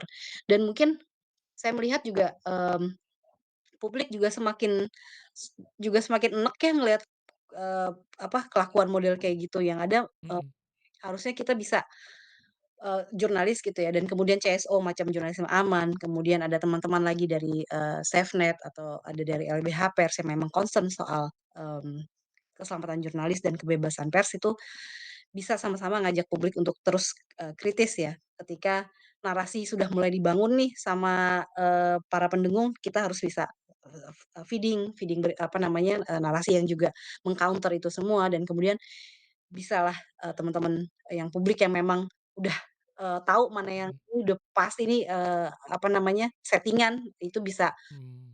let's say bantu nge-retweet, let's say bantu ya kayak, Mas Rizky di sini kan juga membantu untuk, Iya. menyadarkan audiens gitu ya. Ini Mhm. bagian dari, menyadarkan apa, publik secara umum gitu. Mmm. Gimana Mas Kasbi? Mhm. Ya, mungkin yang yang kemarin terakhir-terakhir, Mas Rizky bikin kan salah satunya yaitu untuk, me-list ya, mana aja Iya. berita-berita dari media tertentu itu. Nah, ya tadi mungkin menarik ya kalau ngelihat, apa yang sebenarnya dipotret di indeks 2024 dan beda dengan 2023, sebenarnya yang cukup, beda signifikan itu aktor. Kalau yang Mmm. sebelumnya itu lebih banyak ya di ormas, terus, polisi, lalu, ada pihak pemerintah dan ada juga individu atau kelompok dengan motif, tertentu gitu. Nah, cuman di tahun ini, eee, buzzer itu disebut dan menjadi posisi kedua langsung gitu, leaderboard-nya cukup, naiknya cukup signifikan lah, tiba-tiba banyak disebut gitu. Karena, melihat mungkin selama masa transisi dan masa, pemilu ya secara, umum di sini di, 2024 itu tahun pemilu, ya itu juga mungkin salah satu yang mendorong adanya, mendorong ya jurnalis merasa bahwa itu tuh adalah salah satu yang mengancam gitu. Nah, baik kembali nih kalau yang tadi berbicara bagaimana kalau, pemerintah misalkan di sini ya memberikan membatasi akses untuk informasi dan hanya diberikan di, channel-channel yang mereka kondisikan gitu. Ya itu sebenarnya kalau merujuk lebih jauh ke demokrasi, ya itu pilar yang keempatnya, pilar demokrasinya justru akan jadi apa, terganggu gitu. Karena adanya pers atau, media dan jurnalis kan sebenarnya untuk menyeimbangkan ya apa yang tadi, Mmm. masuk dari humas kan, kalau biasanya humas ya, kalau humas kan yang bagus-bagus gitu. Mhm. Ya ada juga sih mungkin kalau jelek mau gimana juga keluar. Tapi setidaknya itu dikondisikan. Nah, biasanya jurnalis itu muncul, atau media tuh muncul untuk mengkonfirmasi hal lain gitu, terus melihat dari perspektif yang lain, istilahnya mungkin ada ya cover both side lah, melihat juga dari, sisi yang lain. Nah, itu yang mungkin nantinya akan hilang gitu. Apa yang lebih jauhnya lagi, ya lebih jauhnya lagi publik akan, eee publik itu jadinya sumber informasi yang mereka miliki atau mereka dapatkan itu lebih terbatas gitu. Mmm. Artinya kalau ada, sesuatu, ya taunya yang diberitakan dan dikondisikan aja gitu, padahal bisa jadi kan ada hal lain di situ. Termasuk juga mungkin tadi di komen juga ada, ya salah satu media sosial yang menjadi, eee, Channel komunikasi apa pemerintah. channel komunikasi gitu yang memang lagi rame juga gitu. Ya itu mungkin juga salah satu strategi gitu. Karena, di riset Populik sebelumnya juga ada, kita coba memotret juga perbedaan dari 2 media sosial gitu ya, antara TikTok dan X, itu sangat jauh berbeda dari sisi persepsi terhadap, pemerintahan gitu. Apa yang mereka tahu, apa yang mereka konsumsi, apa yang mereka baca, itu sangat mempengaruhi persepsi dan penilaian mereka terhadap, apa yang terjadi di, lingkungannya gitu. Lebih jauh ya di negara ini misalkan gitu. Balik lagi nih, baik untuk siapa ya, sebenarnya kalau untuk penyelenggara mungkin untuk kebijakan sebenarnya bagus-bagus aja ya, karena Mmm. ya kalau kebijakannya nggak ada yang ganggu kan sebenarnya akan berjalan mulus sesuai dengan tujuan dan lain-lain ya. Mudah-mudahan tujuannya bagus gitu. Jadi, tetap bisa dikondisikan. Nah, yang ditakutkan kan sebenarnya bisa jadi ya ada sesuatu, lain yang sebenarnya kita juga perlu tahu, kita juga, publik perlu untuk mengerti. Nah, itu yang hilangkan atau ditutupi gitu. Sebenarnya mungkin bukan dihilangkan, jadi lebih ke ditutupi ya. Karena kalau kita cari, sumber lain atau diskusi mungkin dengan, orang yang atau pihak yang tepat ya sebenarnya sih mungkin akan tetap dapat juga knowledge-nya gitu. I see. Dan karena waktu Google Meet-nya juga udah tinggal 5 menit lagi, jadi sekalian aja yang tadi statement Mas Nasmi jadi kayak penutupnya. Dan sebelum ditutup, mungkin Mbak Ari atau Mas Nasmi pengen, kalau aku nyebutnya plug your stuff, jadi kayak mau promosiin sesuatu, promosiin diri sendiri juga boleh. Mulai dari Mbak Ari mungkin mau promosiin apa gitu. Iya, pokoknya gini teman-teman, jurnalisme aman ini di samping memang kita bentuknya ada keluarannya hasilnya riset, tapi kita juga ada kapasitas building ya buat teman-teman jurnalis. Kemudian juga ada tadi saya bukan lupa apa teman-teman persma juga harus apa namanya juga bagian dari yang kami fokuskan gitu ya. Dan untuk teman-teman apa namanya jaga keselamatan entah itu karena sedang liputan itu seperti apa, dan sekarang kan kita juga tidak hanya keselamatan fisik ya tapi juga digital. Jurnalisme aman itu sudah ada websitenya juga, jurnalismeaman.com.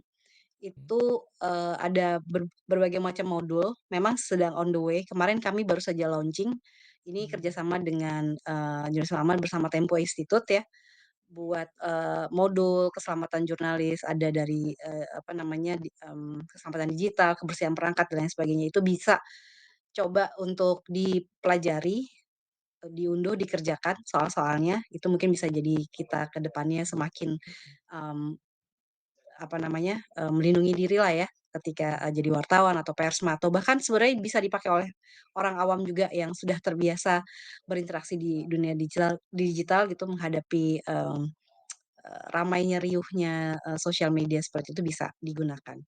Dan mudah-mudahan ini nggak sekali dua kali aja, kita masih terus sampai indeks semakin bagus gitu ya. Teman-teman jurnalis juga semakin terlindungi, usaha teman-teman jurnalisme aman, kemudian juga teman-teman yang tergabung untuk supporting jurnalis, kita masih tetap selalu ada gitu. Oke, kalau dari Mas Nasmi ada yang mau dipromosiin? Promosi diri sendiri juga nggak apa-apa. Promosi deh.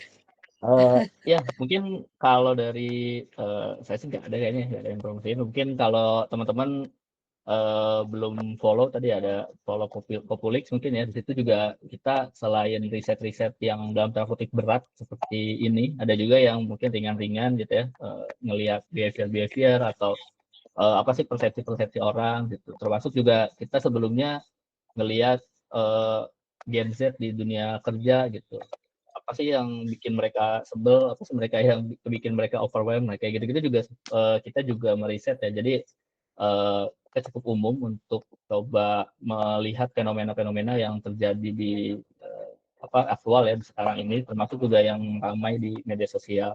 Nah, mungkin kalau konteksnya di sisi jurnalis terus juga media, mungkin kalau pesan saya sih lebih ke teman-teman coba mungkin lebih kritis gitu ya, tidak melihat ataupun menelan informasi mentah-mentah.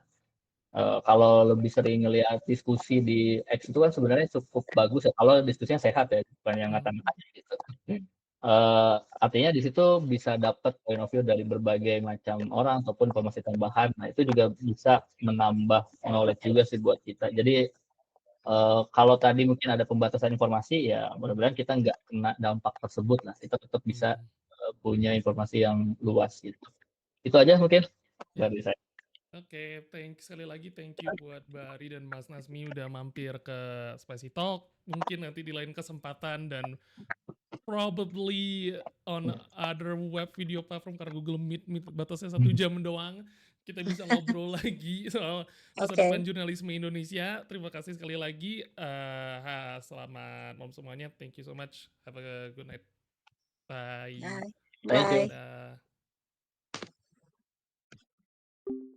And done. Hang on, I gotta hide that shit, bro. No way. I'm done. Yeah, I know Google Meet's not exactly the ideal platform, whatever. I'm not they're not exactly, they're still a little bit normie-ish. They're not really familiar with Discord, dan karena tadi tech meet-nya baru jam berapa? Jam 2. I don't think it's appropriate of uh, to ask them to install Discord and set it up. Google Meet search, ya makanya subscribe lah anjir, biar gua bisa bayar yang the premium shit. You wanna know how much it costs to get the unlimited Google Meet 154.000 per bulan? Pay up. Just kidding. Anyway, gue jujur agak nggak nyangka kalau what we consider slop, kayak lo tau sendiri lah kalau gue ngomongin slop within this context apa kan, kayak beritanya is just this shit trigger created over and over pakai video.ninja. God fucking damn it. Why I forgot video.ninja exists? Udahlah kapan-kapan, tapi emang mereka juga alokasi waktunya sejam, so I'm not gonna like force them to like stay long for too long. I kind of feel bad about that. Anyway, not gonna lie, I waste the money on Google, and then what's waste of money on who? Balik lagi ke yang tadi gue omongin. Sekali lagi, shout out to Kevin dari Populix for setting that up. It was genuinely unexpected. Gue cuman bercanda when I said like, maybe this should be hosted on my stream. And then it actually happened. Balik lagi, mana yang tadi gue omongin? Oh ya, slop. I felt like the slop was the sloppiness in the artian kayak nggak rapih and being a literal slop. Media Indonesia itu karena ngejar target, I did not expect kalau ternyata emang keterbatasan informasi itu juga mengakibatkan all media that we know turning into slop. A little bit unfortunate, yes. Tapi ya, I guess that's the kind of reality of the situation. Dan itulah kenapanya penting for you guys to actually support journalism. Tadi kalau nggak salah satu website non-mainstream media yang disebut tuh Floresa, dan mereka itu media Flores. Bentar, Floresa. I think we need to check them out. No, not Floresa Tours. Oh ya, floresa.co. Hang on, I'm gonna opening it Zen.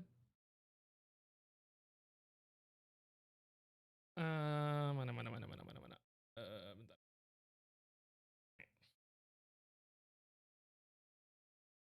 Walah, kenapa? Firefox. Why are you like this? Why the website straight up broke on Firefox? I don't know how else to tell you guys this. It's just straight up broken. But yeah, go check out these independent journalists too. I think it will be a shame if you don't check them out. Apalagi karena mengingat mereka banyak intimidasi. Ya udahlah, fuck it. I'm gonna open it in Vivaldi. Bodo amat.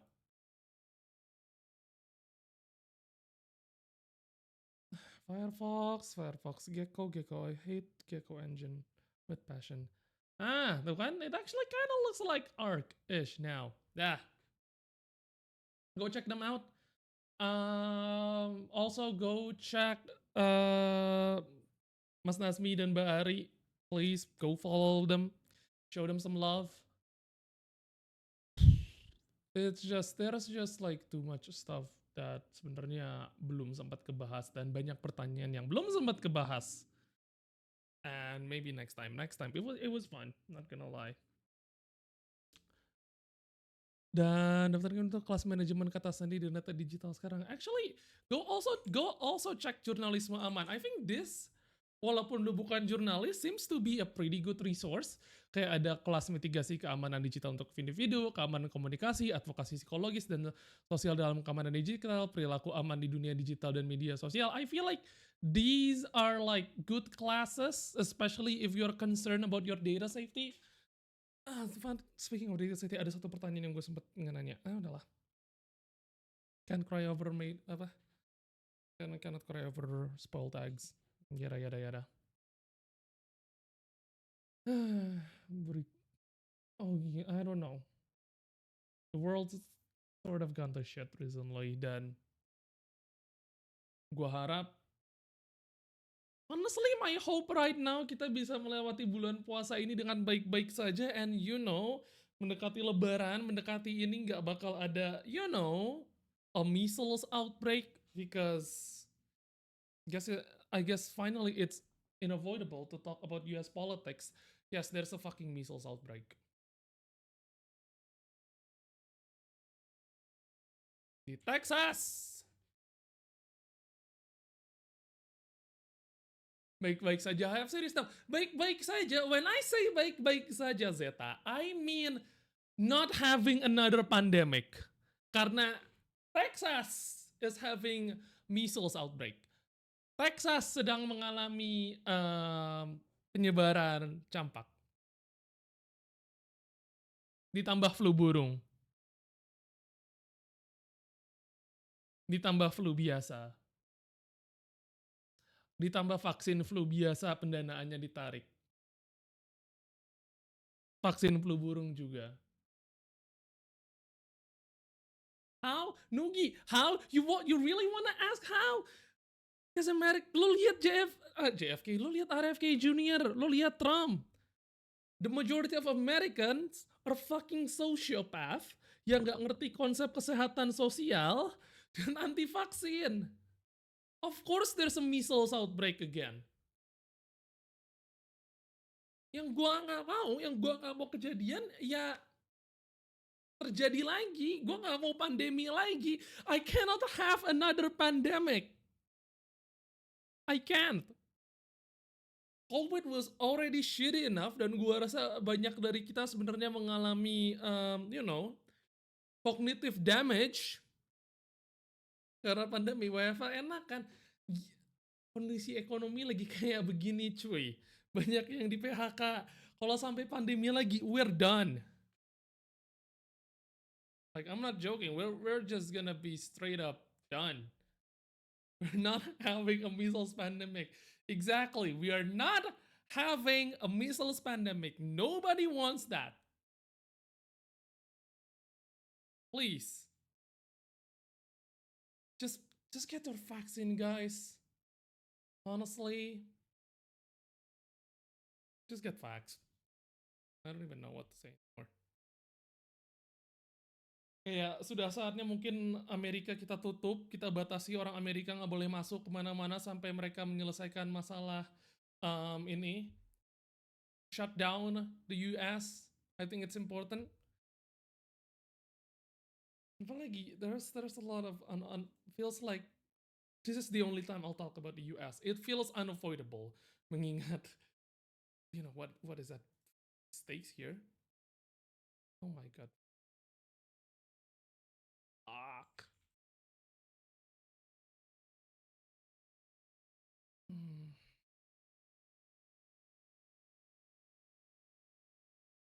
Ya, gitulah. Kadang anti-vaxxer memang ngeselinnya mau dibawain lagi. So, I think that's basically, I don't know, not really basically it. Gue agak bingung, apalagi yang ada di berita sekarang feels like kayaknya seharusnya ya. Kan ini mau bulan puasa. Yang kasus-kasus kayak begini dikurangin lah. Kelakuan-kelakuan kayak gini dikurangin lah ya. Gue tahu setan dalam negara bakal tetap ada, but ini apa lagi anjir, Cortex? What the fuck is going on with Cortex? Halo siang kering pajak, ini kenapa ya? Apa yang salah di element text invoice has invalid child element ref description list of possible elements expected custom doc month year? Halo. Halo Kak, maaf untuk ketidaknyamannya untuk kendala tersebut dapat dicoba menggunakan Notepad++ pada file XML-nya di bawah tulisan ditambahkan ya Kak. Apabila baris yang diperbaiki sangat banyak, silakan melakukan langkah-langkah berikut. Membuka XML pada aplikasi Notepad++, gunakan Ctrl+H untuk memunculkan pop-up 3 pada pop-up pada kolom find, pilih fill find what, pilih dan kolom replace tambahkan NTT pada. Oh my.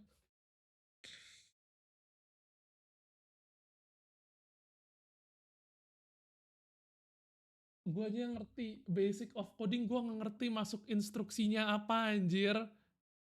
Oke, Control H, pop up 3. The fuck's pop up 3 in this context? Pada pop up pilih find what dan kolom replace tambahkan NTT. Ya, ditaruh di mana? Baris keberapa?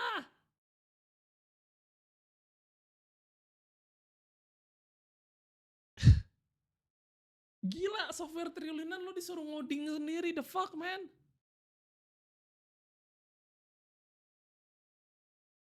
I don't even know where that line is supposed to go. Oh my god, holy shit, what is this country becoming, man?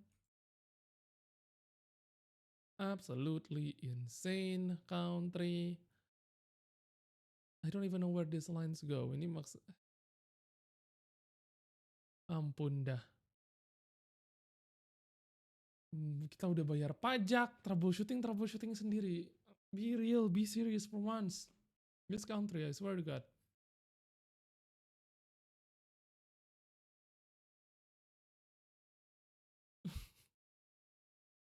Aku mau nyoba bootcamp soal Cannibal including Cortex, no freaking thanks.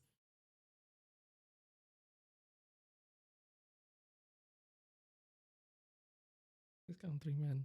I'm trying not to get, you know, mad, but it's frankly it's getting impossible. Also, why the fuck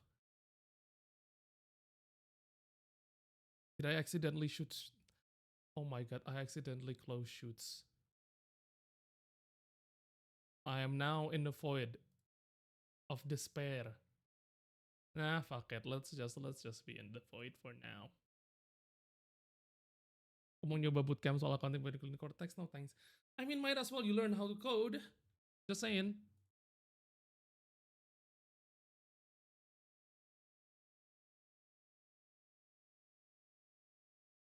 Oh my god, this is bad. I cannot, anjir, I cannot see window.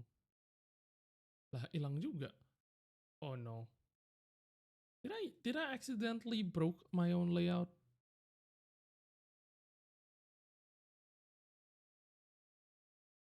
Ah, yeah. Holy shit. Yeah, I'm in the void. Enjoy it, chat.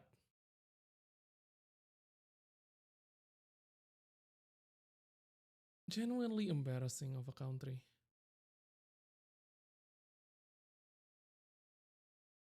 I don't know. That went well, honestly. Although, I wish it was a little bit longer. It was fun. But the good things have come to an end. Besok mulai puasa. Dan I will announce schedule change. Mungkin seminggu paling awal. Kalian mau... Maybe I'll start a little bit later. Setelah taraweh-ish jam 9. Atau mungkin tetap 20.30 atau lebih awal. I don't know. Mungkin juga bisa nemenin kalian sahur. Spicy talk sahur. Lo mau nyuruh gue spicy talk sahur? Lo mau nyuruh gue sahur marah-marah? I mean, it's an option. I don't think it's a wise option.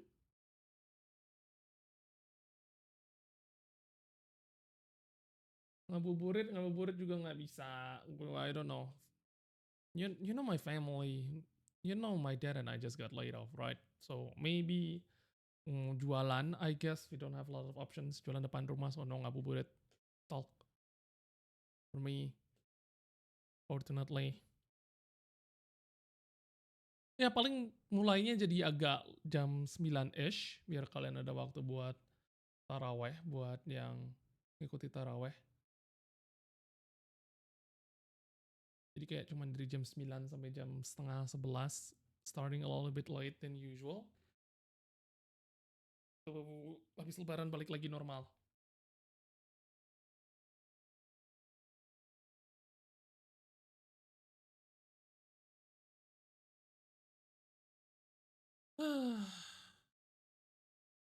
How do I feel about this?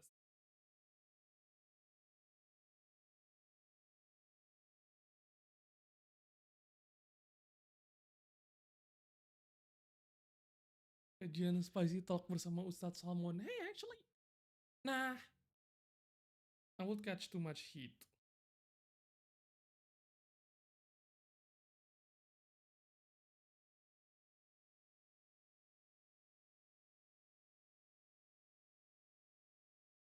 That's all.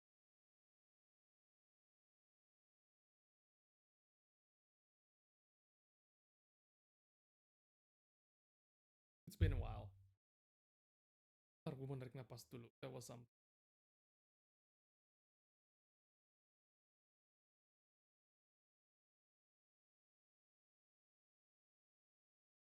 Na na na na na. Apa lagi coba? What news did I miss? Gue nggak, I legit gak percaya kalau pabrik Yamaha mau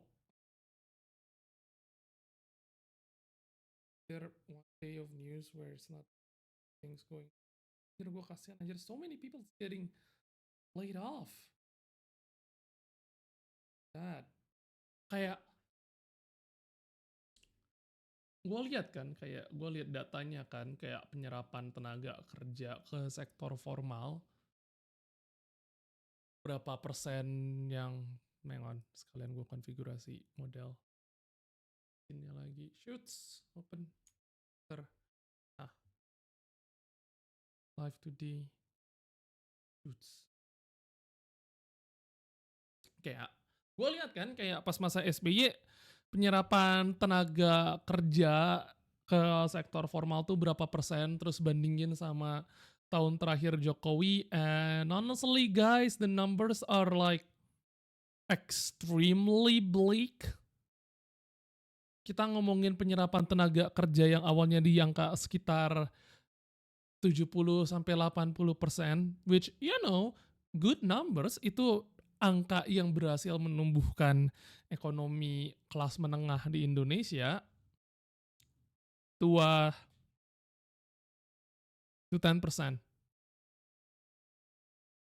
Yeah, I'm not even joking.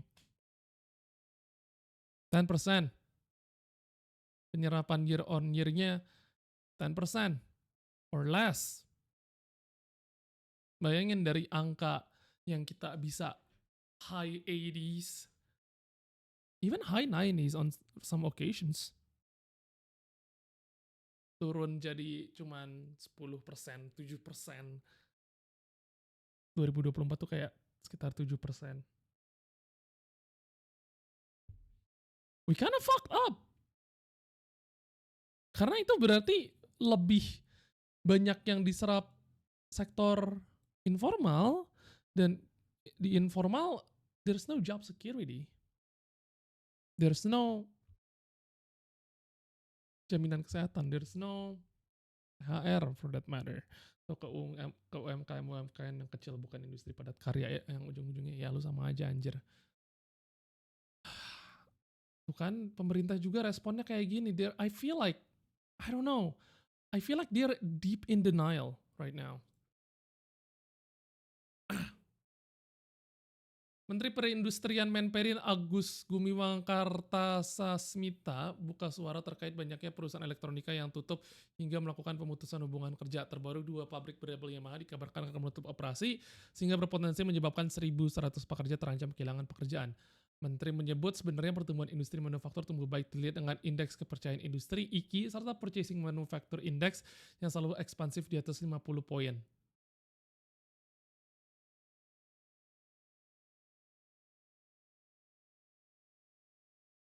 Oh my god, they are deep in fucking denial. Ya, kayak lagi. They're still in denial.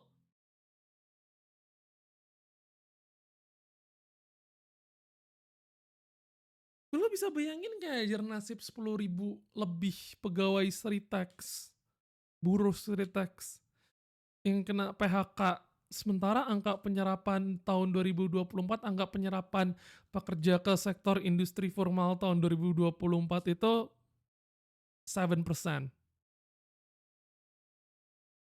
Itu bukan ngitung lulusan baru itu ngitung just how many fucking people yang able-bodied yang bisa kerja masuk ke sektor kerja informal.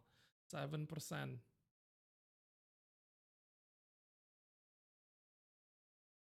Jesus fucking Christ. God.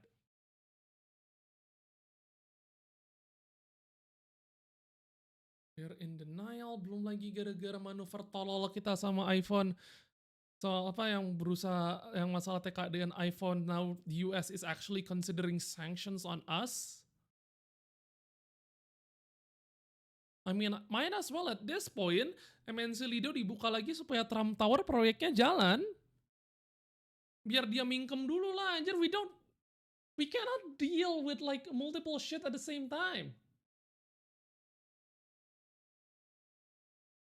One bullshit is enough, but having dozens? Nah, dog, we're not built for that. We're genuinely not built for that.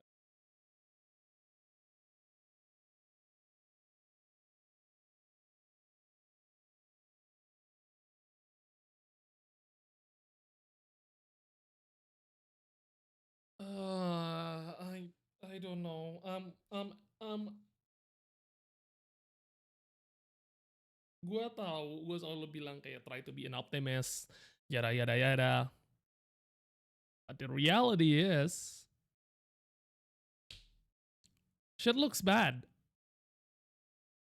This is looking really bad on us, guys. Did he drop his head as a kid at Karatas Asmita guy? No, I think just denial.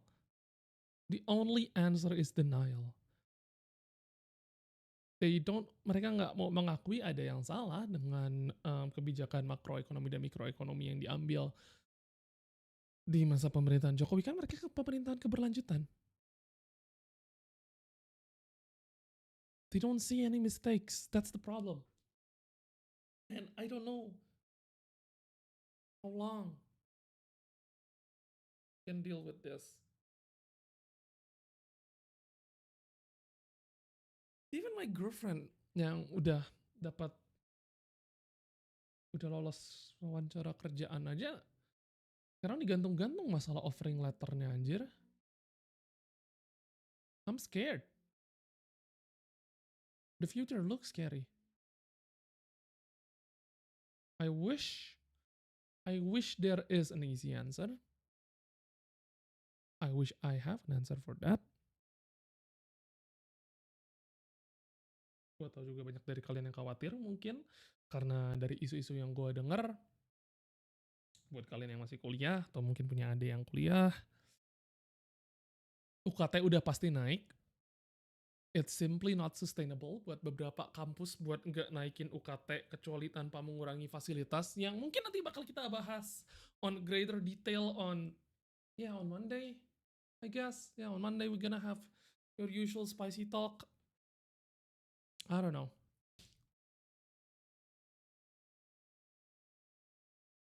Things are like being really bleak.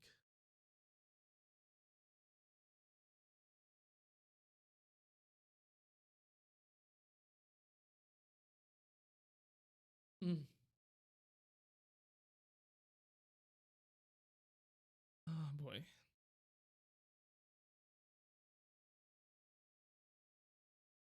Yeah, I'm genuine. You should be genuinely worried.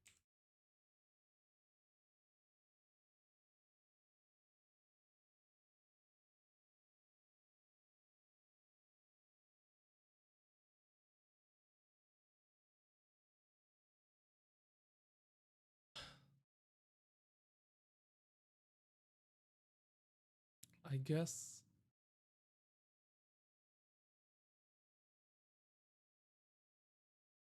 all I can say is like hang in there. Anyway, let's find someone to raid. Kara udah kemarin. Yuki, Unique, Z, Anya. Let's see, siapa orang Indonesia yang lagi stream sekarang? AI Self Live, Endless Honkai, Final Fantasy, Me with Spicy Talks, Ngekyu Skyfair, Indra Surat. I don't think I have ever read Indra Surat. You should stay. I mean, unfortunately, this is the only way you can get news. Kan jangan bilang low bat, anjir.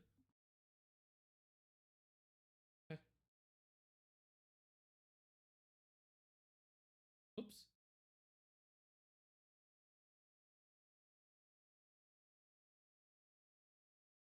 Anyway.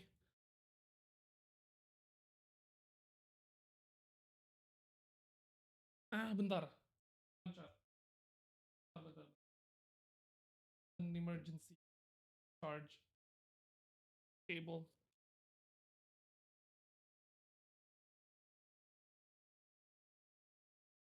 And ya.